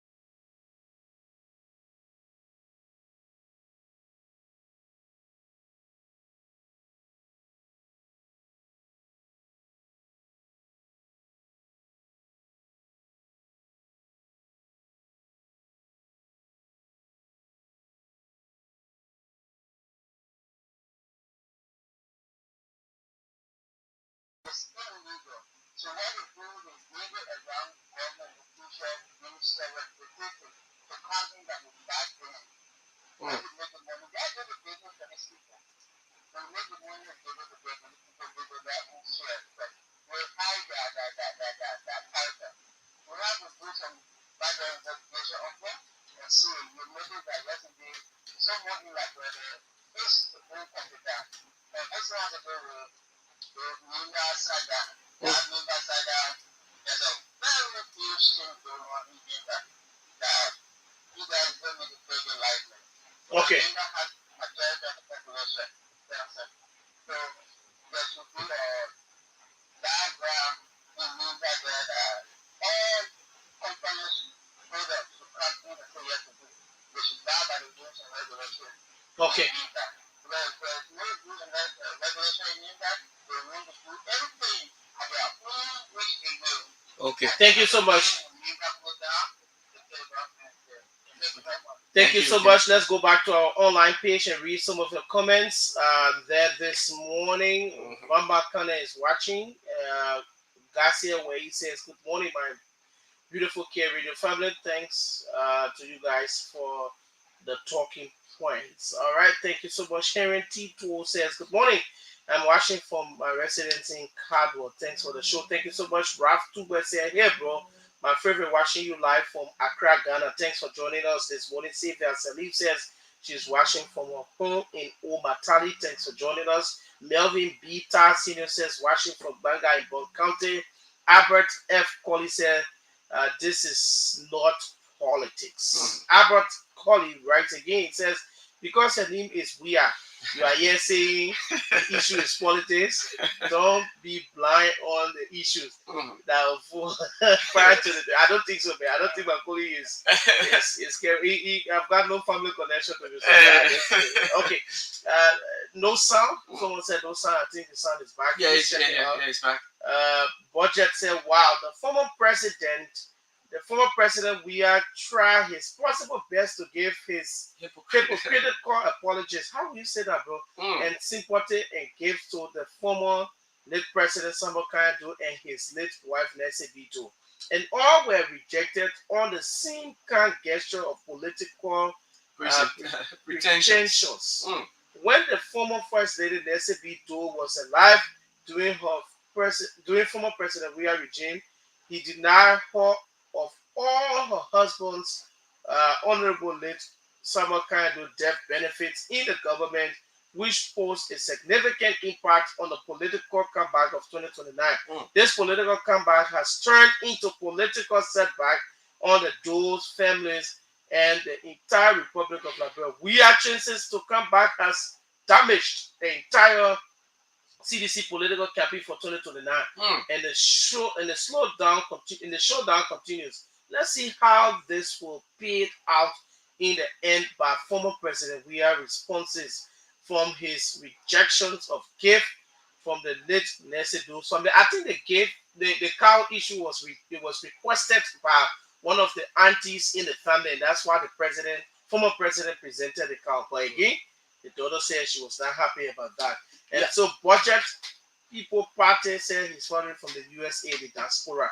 Thanks for joining us. You can do the same. Drop your comments. We'll read them out for you on the platform. We got no time on this segment. We'll take a break. And after the break, we'll usher in our guest, who is all the way there in the USA, as we talk about a lot of issues. Delino Bryant is the CEO of Liberia Renaissance Group. He joins us live on the show this morning as we talk deep into issues of paramount concern about cultural heritage, our orientation, and how roads are being constructed in Liberia, the current status of our major roads, highway, express lanes, community roads, how it's been built, and the role of the Ministry of Public Works as well. So we talk about road infrastructure on the platform, but just after this break, be there as we are here.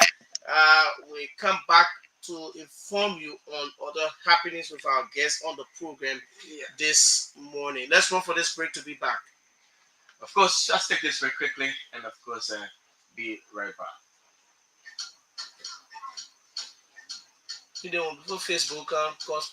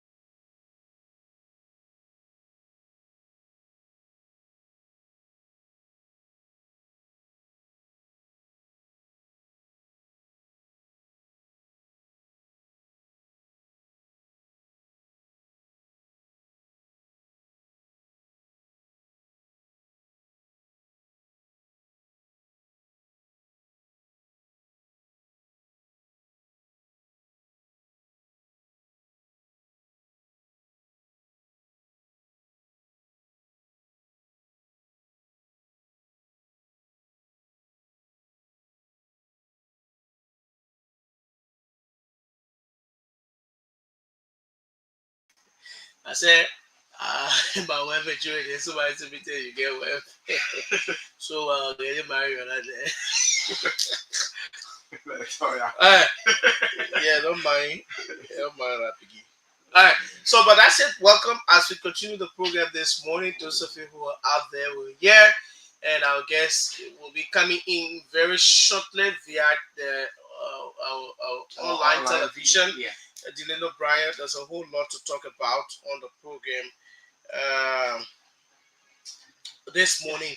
Yeah, but as we were talking about the drugs The issue, drugs issue, is yes, okay. so important, and so we will start up on that as we join our guests on the live broadcast real quickly. So Emmanuel King is there. He's one of many other Nigerians and many other Liberians and other nationals who are doing drugs, trafficking drugs and everything. There have been some people who were exposed in this country of doing drugs. I remember when I was on another platform.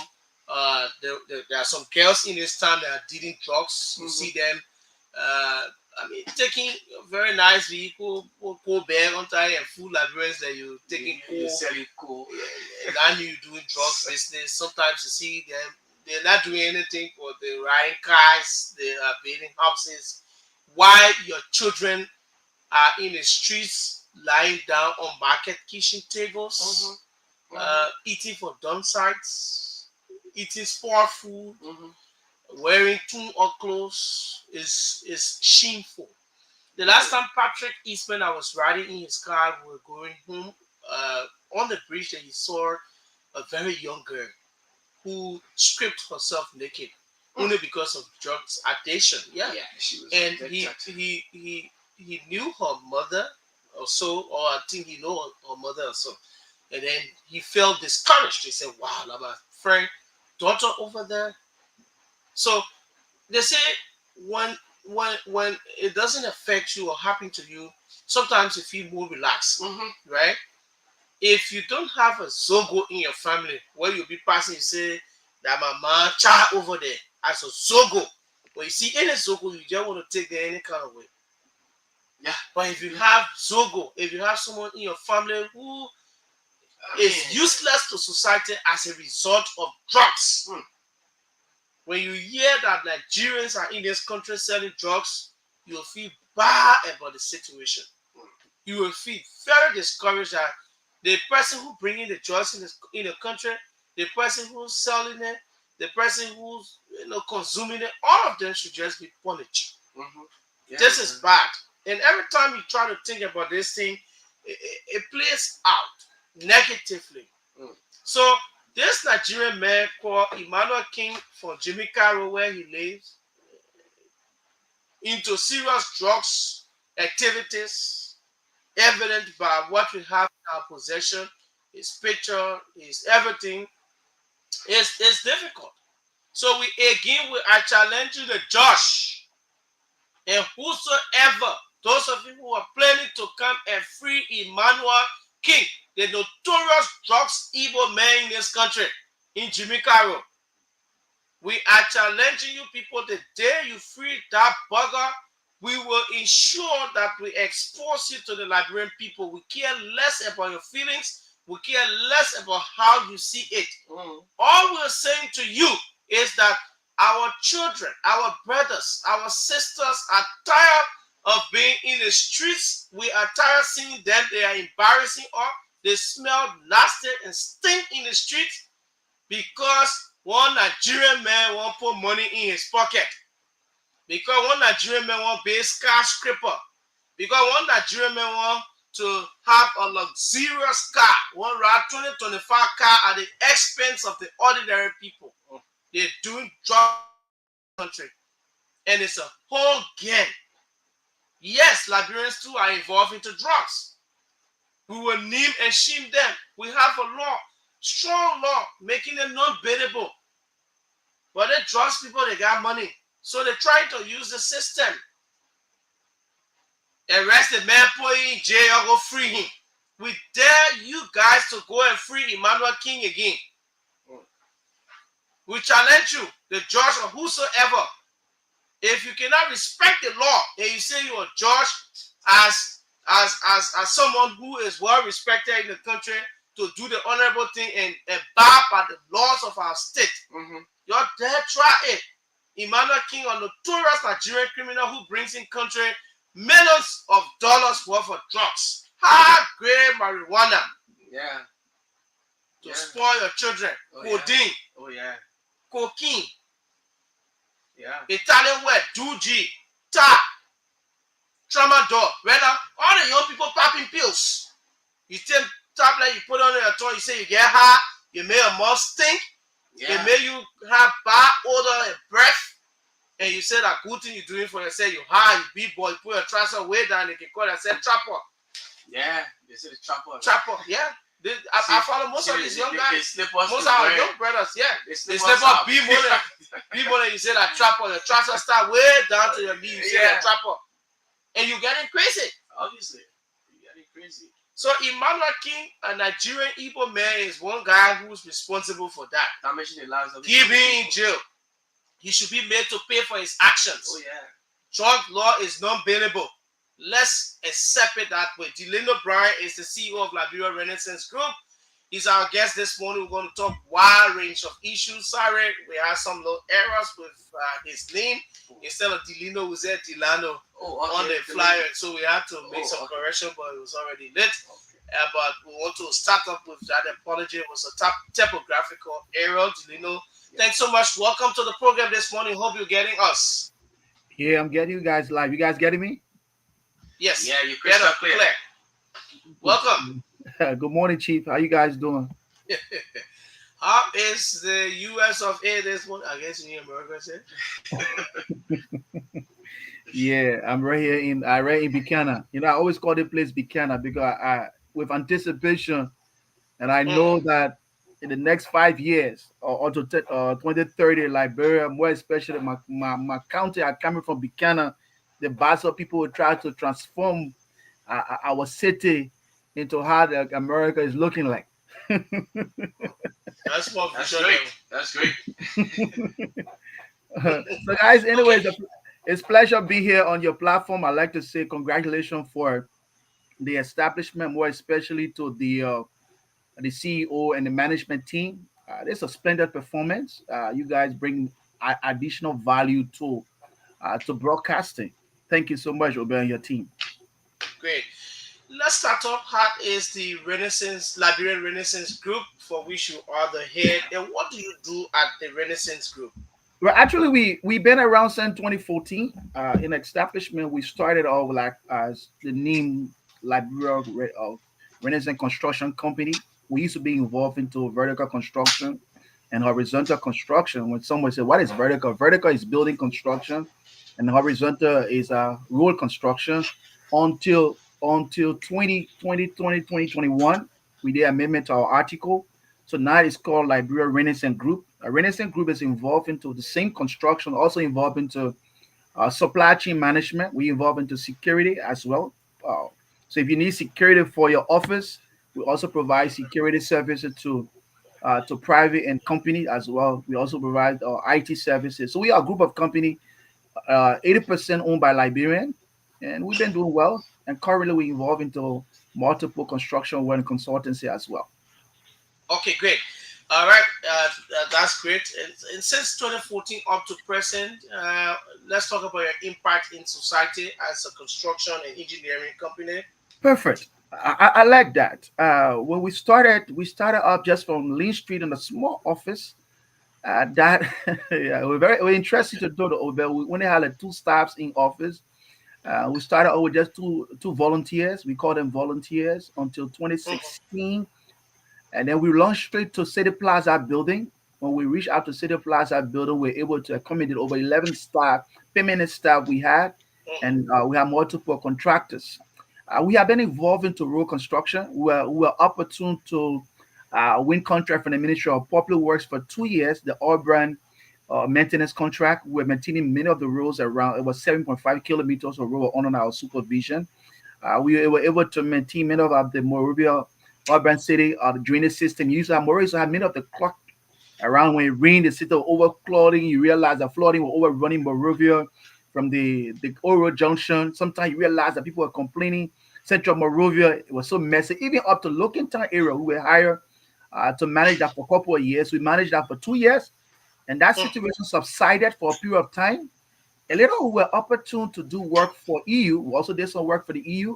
We also did some work for the World Bank through the CLOS project. Through the CLOS project, we rehabilitated the Fiamma Road and also the Stockton Creek Road under our supervision. We did that. Again, we also had opportunity to do some work for other government agencies, the General Auditing Commission, GAC. We did some work for them, and we also did some work for Armed Commission. We Okay. also did some work for the U.S. government, United States government, through the Department of Transportation. We were opportune to do Liberia road network inventory and condition assessment. The Great. condition assessment tells you about the road condition. It tells you what are the condition of the road, what is in good condition, poor condition, or fair condition, excellent condition. It is an appraisal you do to the road to be able to evaluate the condition of the road. And also we Great. did the inventory. The inventory also tells you how many network you have and what are the features along the road. So it tells you that Okay. like you hear people tell like bro get over 10,000 kilometer of road. That's inventory. Mhm. They always tell you that Okay. how many bridges along the road, how many covers along the road. Those are inventory. So we were able to do that for the government of Liberia through a funding agency part. We provided that support to the government of Liberia, paid Maybe by you need the to come back because you need to come back with that. You talk about the MCC compact. Was yeah. it as a result of that funding? Yeah, the MCC compact were able to inform the Liberian government. It had two pillars. One of the Mhm. pillars we were working on is the infrastructure pillar. They have the energy pillar, but we were on the infrastructure pillar. So we were the Liberian company hired by the U.S. government through Booz Allen Hamilton as a local partner in country to do a complete road inventory analysis for Liberia to tell you to do appraisal. The appraisal was to inform us on budgeting, uh, uh, look at the condition of our road, what are the conditions, and how much the road will cost us to rehabilitate them or to maintain them or to construct them because there's a difference between rehabilitation, reconstruction, and also maintenance. So we were able to do that for the government of Liberia and then submitted. That's how you today you hear about. We also talk about the road fund. That's how it tried to inform the road fund. From the first time the road fund started, 2020, 2018, 2019, our data were the one that the road fund were using to finance road maintenance and road construction in Liberia through the MCC compact, Millennium Challenge compact. And Liberia compact was the MCAL. So the Millennium Challenge account Liberia was the compact for Liberia, and that's how it was structured. Yeah.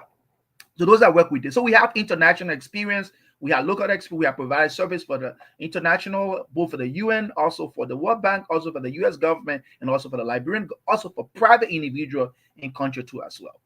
Mhm. Infrastructure, since in fact you have been providing a whole lot with local and international uh, experience and making some significant strides in contributing back home. Yeah, at the various levels as well. We have a government under the watch of His Excellency President Joseph Human Boakai Sr. Let's talk about, in generality, the Mhm. current status of our corridors, our Right, roads, major, the highways, and right. feeder roads, community roads, and how you, engineer, would like to put it. What is the current status of our roads and infrastructure country? Well, I would like to give some historicity of Liberia road infrastructure. Uh, Being involved with working for the German International Corporation (GIZ), we developed the first national master transport master plan for Liberia. The national master transport plan was endorsed in 2011 on Marasali, and that master plan was to create. The, Uh, the, uh, the network is a bit cracking. I think I don't know, so maybe you have to come back. okay. You see, you want me to sign out and come back? Yeah, better now. Okay. Am I better? Yeah, much better. Let's hear you flow. Oh, okay, so we developed something they call the National Transport Master Plan for Liberia. When I used to work as a consultant at the Ministry of Public Work for 9 years, I used to work at for the German International Corporation called GIZ, and that master Mm, plan was developed purposely to enable Liberia to have an infrastructure plan because no country can develop without an infrastructure plan. So we develop an intervention plan for Liberia that talks about establishing a road authority and also establishing a road fund. Today we have a road fund. What has been difficult to have is to have the road authority. And some would say what the purpose of the road authority could have been. The road authority are responsible for managing the road network, outsourcing contract, working along with contractor. Then the Ministry of Public Works, who have been the more in a more administrative role, policy administrative role. That's a whole master plan is all about. So we developed that a package for Liberia, how we could raise money for the road network. And then we'll talk about road self-financing. So road self-financing is well in that roads are built and to maintain themselves. So people, the money we pour into road, that road is very expensive. Someone will tell you that road is a very, very expensive, very, very expensive, investment you can make. So if you were to compare, looking at our national budget, little over 800 million, and we have little over 11,000 kilometers of road. If we were to pave all of our 11,000 kilometers of road, that would tell you that it's going to take us another 10 years that we will not involve into education, security, and other sector of Liberia. Only road be focusing on. So it pretty tells you that we don't have the money right now to pave all of our roads. It's a serious issue. So out of the 11,000 plus kilometer of road, we have less than 1,000 of our road paved. So a little over 1,000 plus is paid. That's a little over 1,500 is paid. So 10,000 plus a kilometer is not paid. This have happened over since Liberia was founded until now. So it tells you that there's no government that will come into power technically to complete all of our road pavement. I'm just talking about the primary road. I'm not even talking about the secondary road or the treasury road. I'm not even talking about that. I'm only talking about the primary road. So, and our government time to stay in power is for 6 years. So it tells you that. So a government just to prioritize on the road, education, health, security, agriculture. Too bad. The line is Okay. the internet is a bit. So let me go and come back in, right? Yes, the internet is a bit cracky up. Okay. I think it's from your side, Obed. I think actually it's from your side. Let me see. Yes, apparently from my end. Yeah, I having one of the best internet you can think about. So maybe. So yeah. So let me sign on and come back and see, right? You want me to do that? Obed, are you hear me?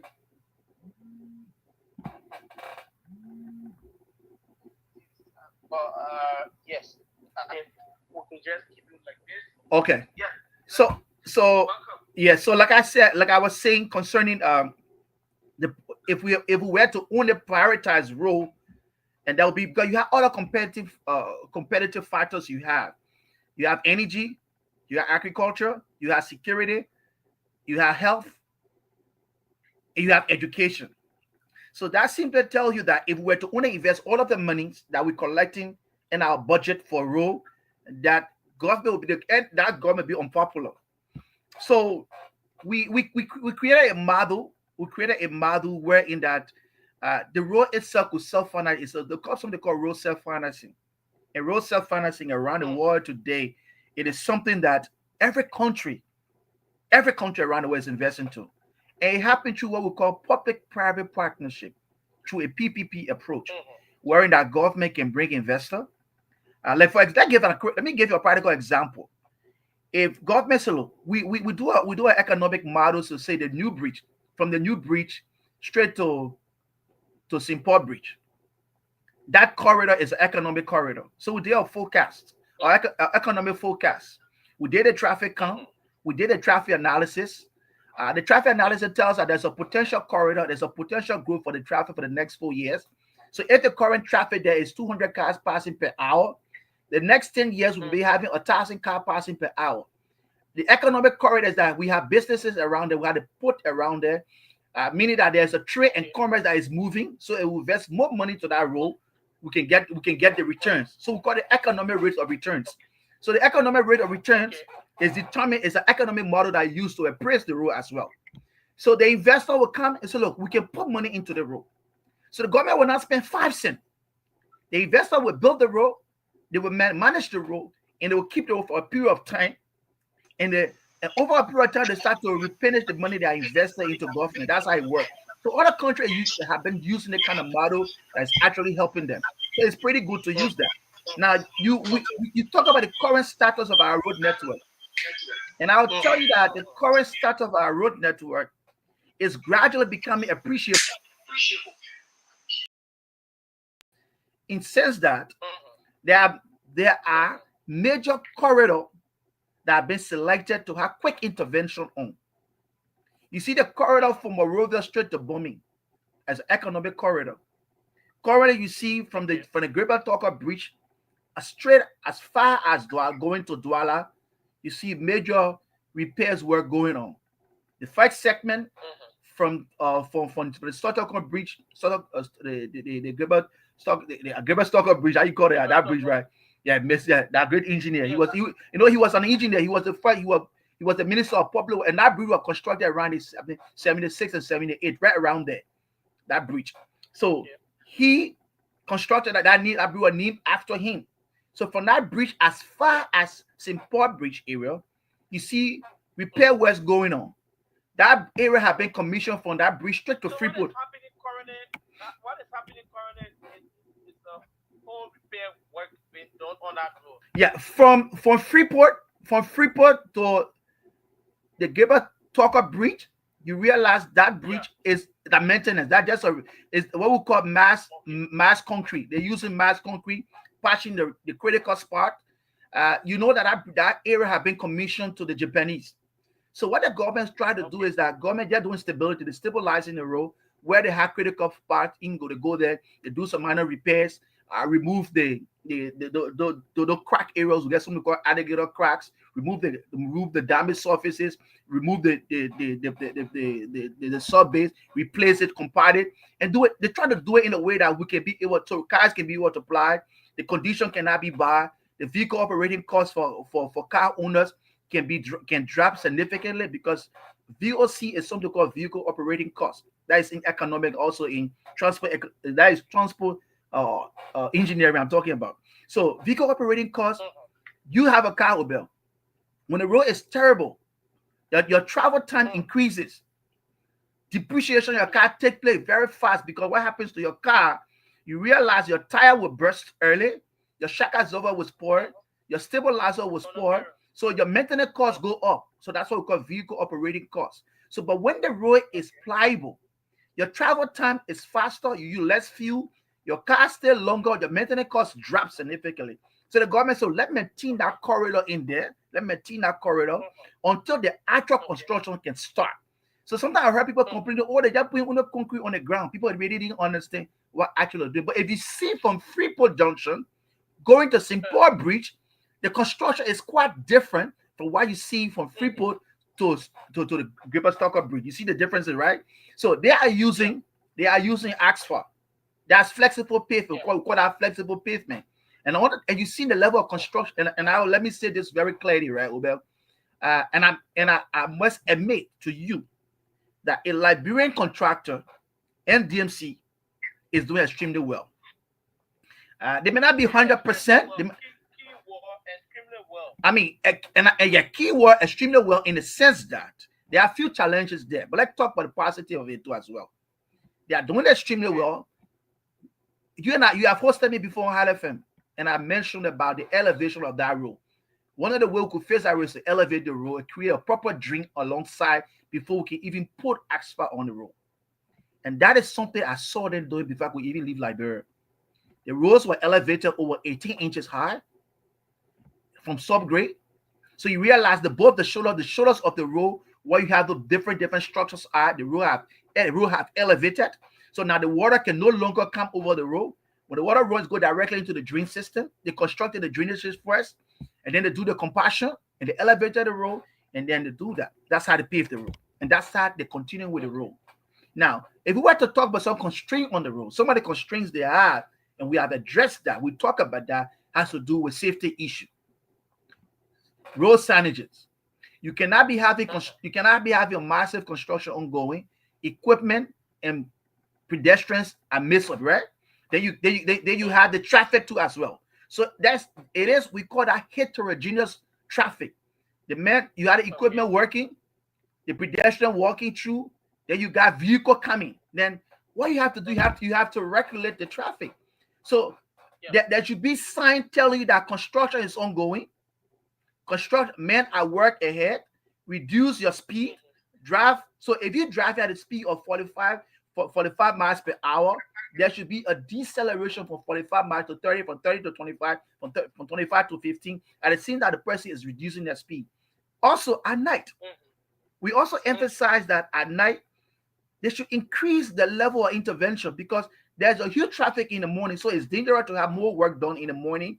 There and so you could do the construction of the drainages. Then in the night you do more of what material hauling, compassion, or what have you. Even do your overlay if there's time to do your overlay of material. So those are some of the construction constraints they have. But and I will tell you, they're doing good job. They're really doing good job. They just need to upgrade, look at more the safety issue, and then improve on the and the work speed at night. Because if you work more at night, look, bro, you guys here on this side, well, the people cover sometimes over 10 kilometers just in night. So most of the construction they do here on this side, they do all the overlay at night. So in the day they do side brushing, they do So that stress of the road comes from Freeport to Seaport Bridge. Is that yes, correct? yeah, that's actually I think later should be 6.5 kilometers, just right between there. Yeah, Okay. from to Zimbabwe. So the construction Yes, stopped right. Yeah, that's why it stopped. Yeah, that's why it stopped. That's what we call bridge to You bridge. also made mention. Yeah, you also made mention of 18 inches, right? Yes, That the road has been lifted. Does yes, that solve the problem along that particular route? Years in, years out, that we as residents, because right, I live across as right, well, that we as residents normally go through right, the water on the road right. coming and then every Good. other thing. Now Can we that say this is the solution to that problem? and I will partially tell you yes. And the reason why I'm telling you yes, you see the drainage are constructed on the road. The drainage receive the water. There are outlets and inlets. So the inlet receives the water, and the outlet discharge the water. And one of the major problems we have had on that road was the lack of proper drain system. That road has been over 45 years old, meaning he had lived its usefulness. Many times road should be between 15 to 20 years. So that road, you saw that the road were even driving almost on the ground. And all of the structures were built along the roadside were above the road. So every time it rained, the water covered the road. Unlike now, the road has been elevated.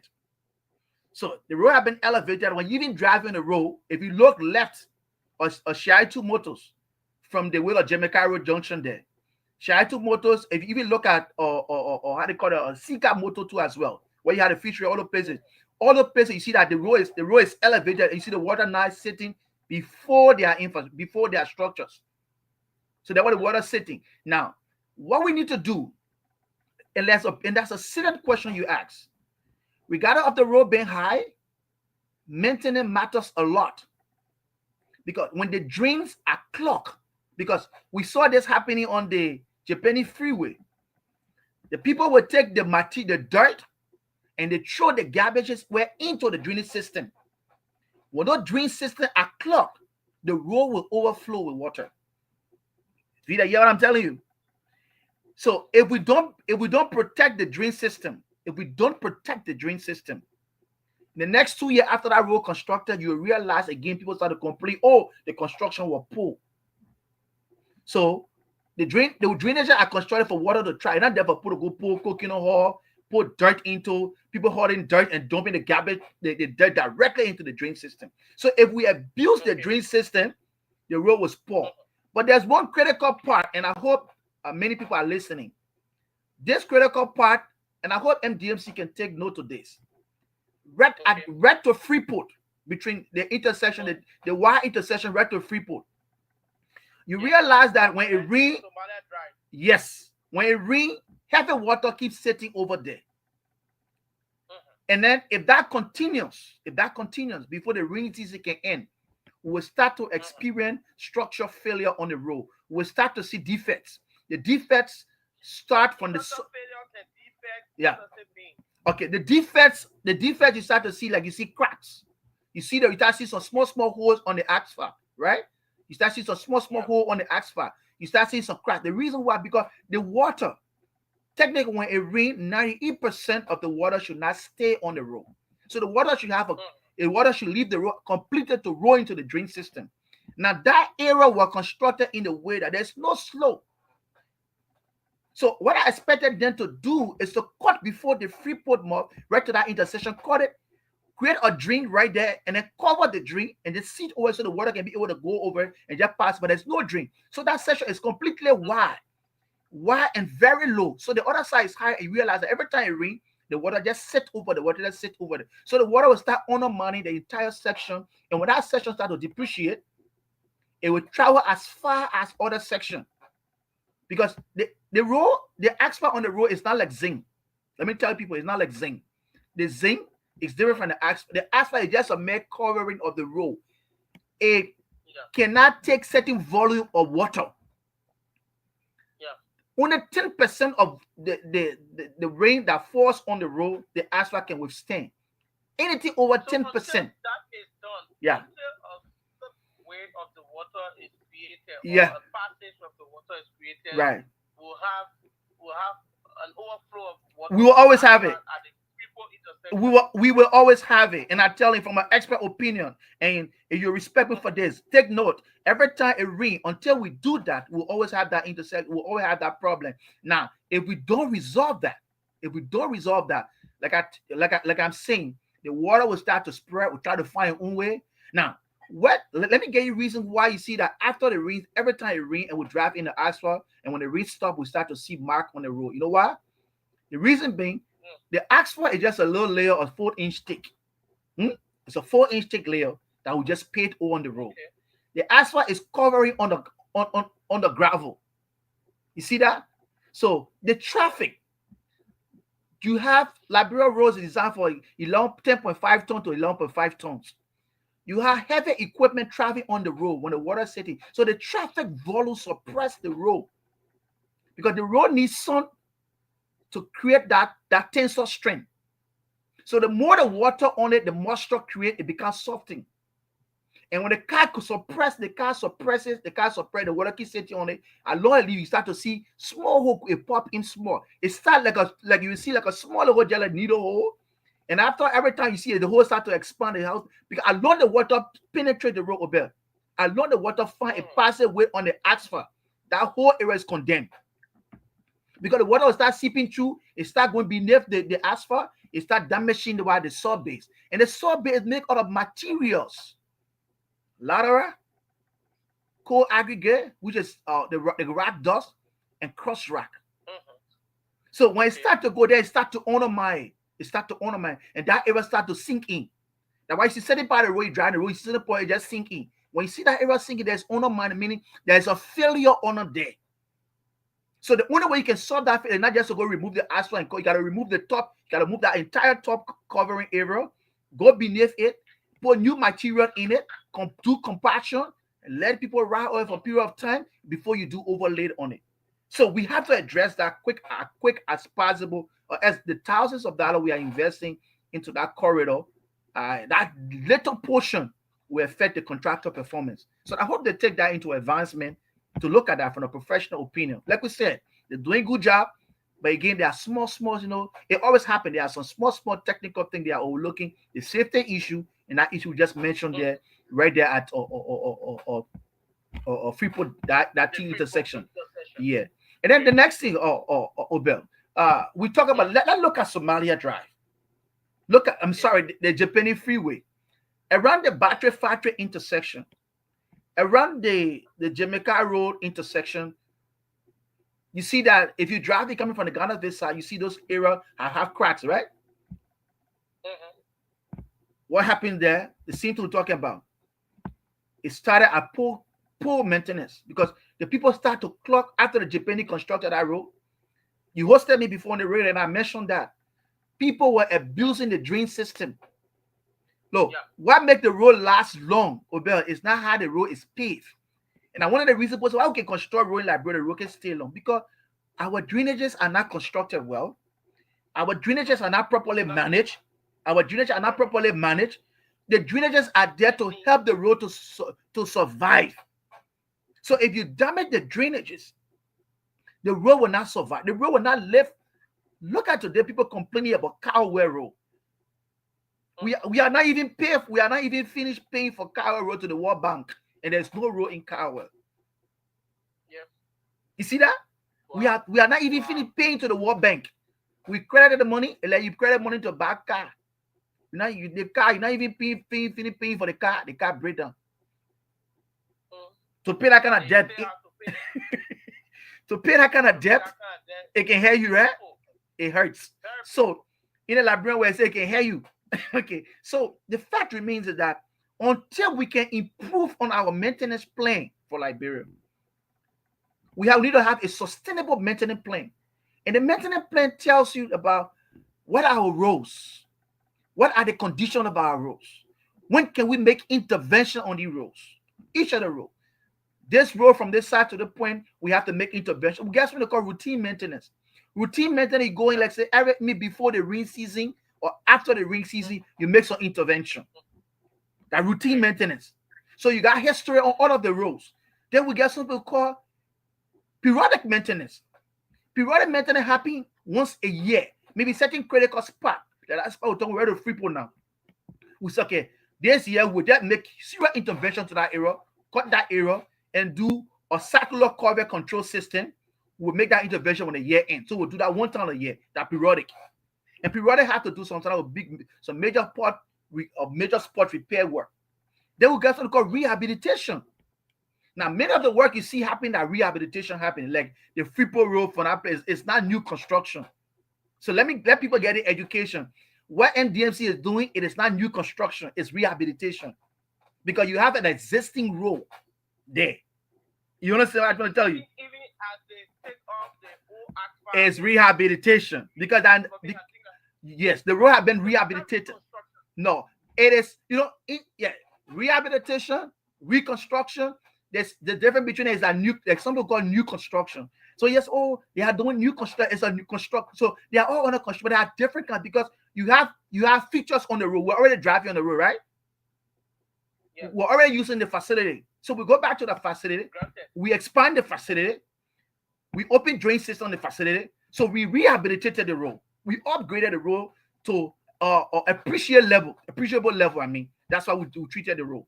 Now, if we were to go to Bryanstown, and Bryanstown doesn't have a road there, and we went in and we constructed a road to Bryanstown, that is new construction. So that's what we call new construction. So, and there's difference in construction. We got the flexible pavement, which is the asphalt. We got the rigid pavement, which is the concrete mixed with steel raw cement. You got the steel raw, you got the cement, you got the sand, you got the water, that rigid pavement, that what called rigid pavement. So that way you see the way constructed road in Yucatan, there's that completed rigid pavement. When Chancellor constructed road in Yucatan, that was rigid pavement they used there. Hapua is also rigid pavement they use. Now you see, we also get what we call lateral. Lateral is also, you can also use lateral as pavement. So they pave the road with lateral. So they pour lateral on the road. On the road, you go and pour lateral.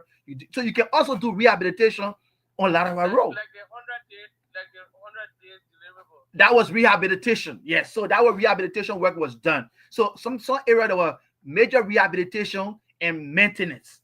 Because some area needed maintenance, side brushing and maintenance. When roadside brushing and maintenance, drainage cleaning and maintenance. Constructing, repairing covers, that maintenance, constructing new covers, constructing new drainage line, that rehabilitation on existing road. Along the road is an existing road. If you're changing the road from asphalt, if you're changing the road from lateral, from lateral to asphalt, okay, that's a different phase of construction. We mean the scope change. See, so Okay. some people call that new construction, because they feel it's new because the material they're using different from what was existing there.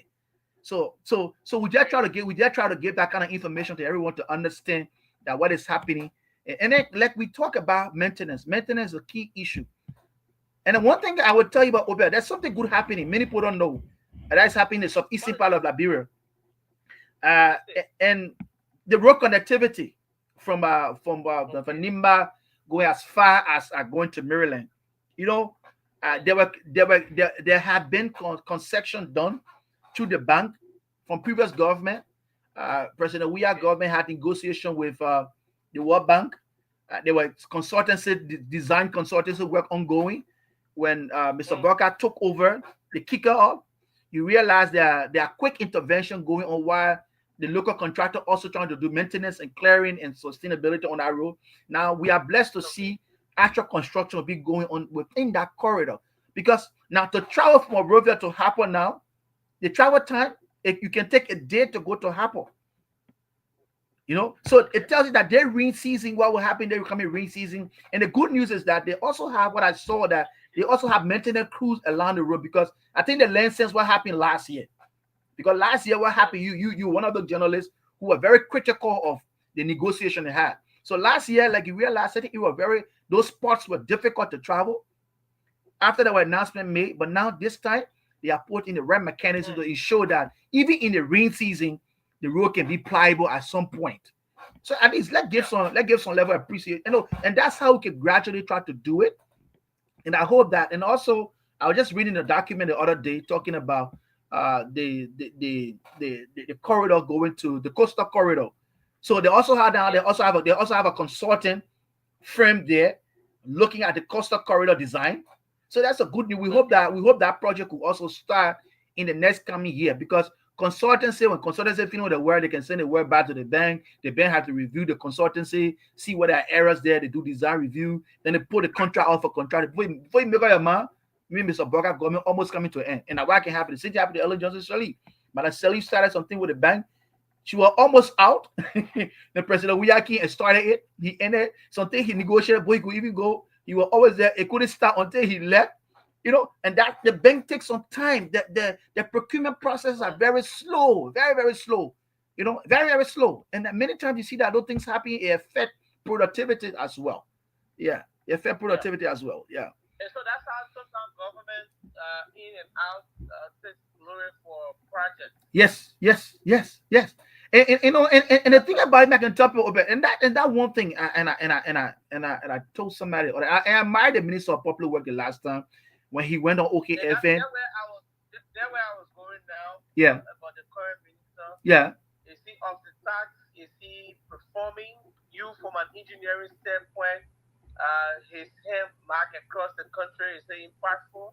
Well, the if you said the minister, I would say the minister and his team, Yeah, because under his yes, leadership, the that's honor correct. is leadership. Yeah, because the Ministry of Popular Work is structured in a way. I've been around that ministry for over 9 years. Uh, Okay. it's structured in a way you have a deputy minister for technical services. Literally, the minister doesn't need to be an engineer.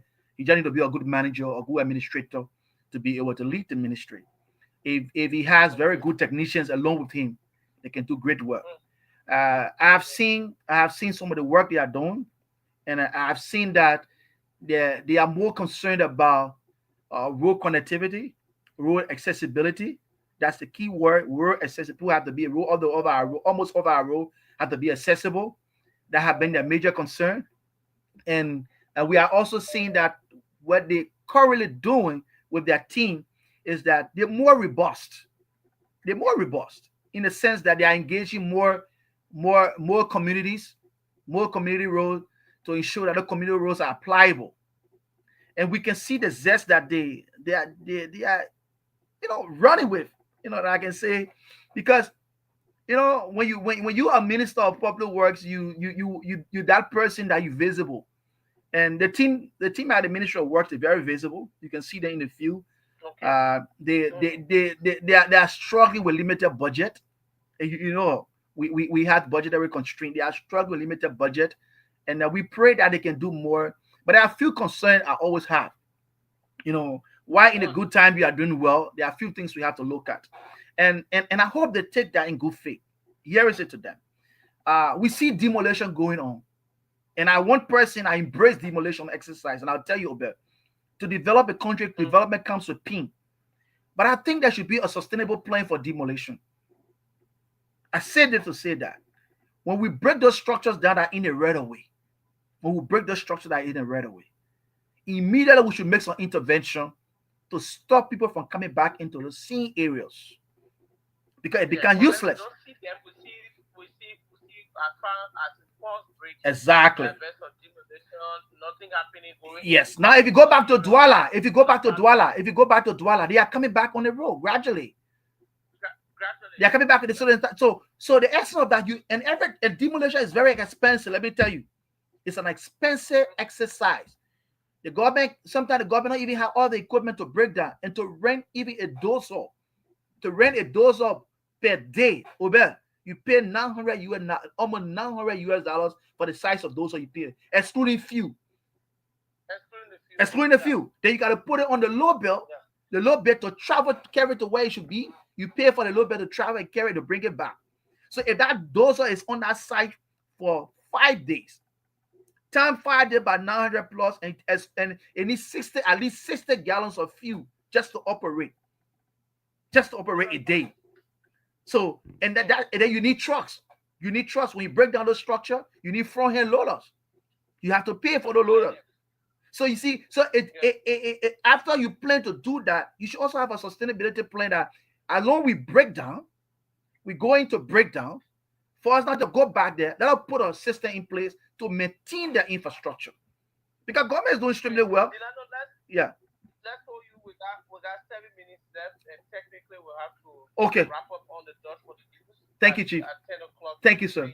So Okay. those of you who are listening, you have Delano Bryant, sorry, on the line with us this morning. Sorry, we have a bit crack in the internet, but thankfully we have a great voice call coming through as well. What's your take? Maybe you have some concerns about what is stated on the road, what's been done. Thanking the Ministry of Public Works, the minister and his team for reaching out. The Southeast, he talked about the way to Sino County being done as well, and what needs to be done as these rehabilitations of existing corridors are done in terms of the safety of the environment, to ensure that pedestrians are safe and hazards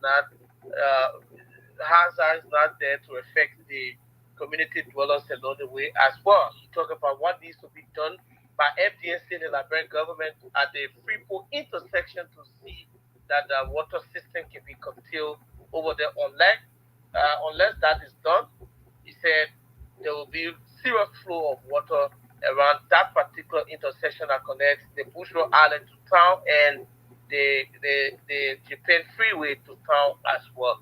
Maybe you're listening, you want to participate, 0777-959-959. We don't have enough time, but we could squeeze in one or two calls, and then we'll go back to our guests, we'll wrap up and say goodbye to prepare for the news at 10 o'clock this morning. And so let's see if we can go to the lines and take calls.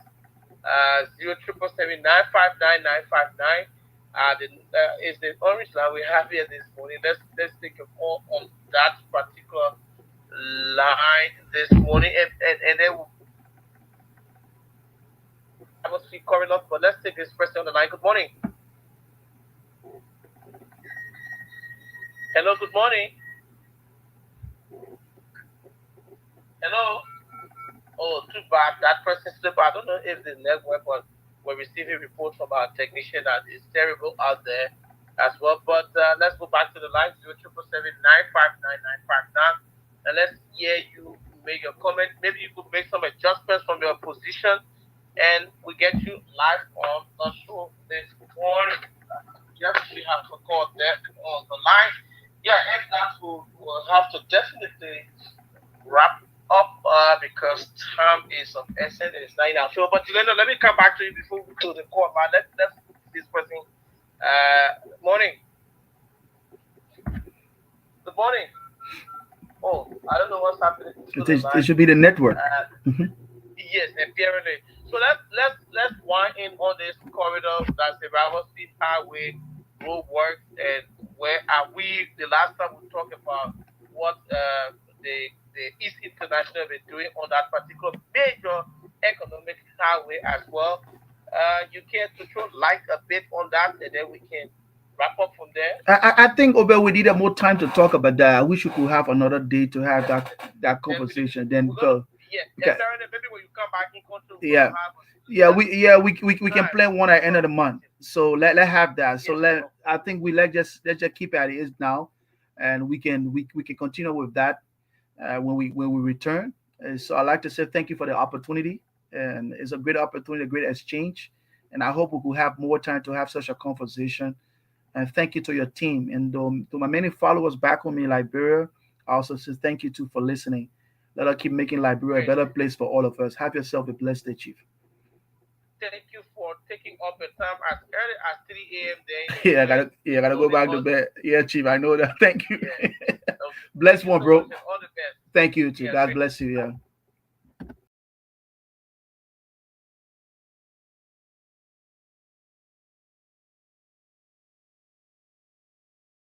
In our country, talking about what existing companies doing, some corridor needs to do to improve on our rules and make it better as well, make it pliable. Listen, on Wednesday at 9 o'clock in the evening, we're going to have the political dialogue where our own CEO, Christopher Kear, members of the board to include Monique Kishen, and of course Andrew Kear, Decimal Brown, Obed, Gibag, Geneton, Moba and Jefferson Weah will be on a political conversation at 9 o'clock Wednesday. But tomorrow morning, we'll be back with another splendid edition of the program. So I would like to conclude on today's edition. We're going to have as our guest on tomorrow, live in studio from Sano County, Senator Creighton O. Duncan will join us as we go through a conversation. You wouldn't want to miss that interview with Senator Creighton O. Duncan from Sano County live here tomorrow on Kear Radio 95.9. Until then, my name is Obed. I'm out.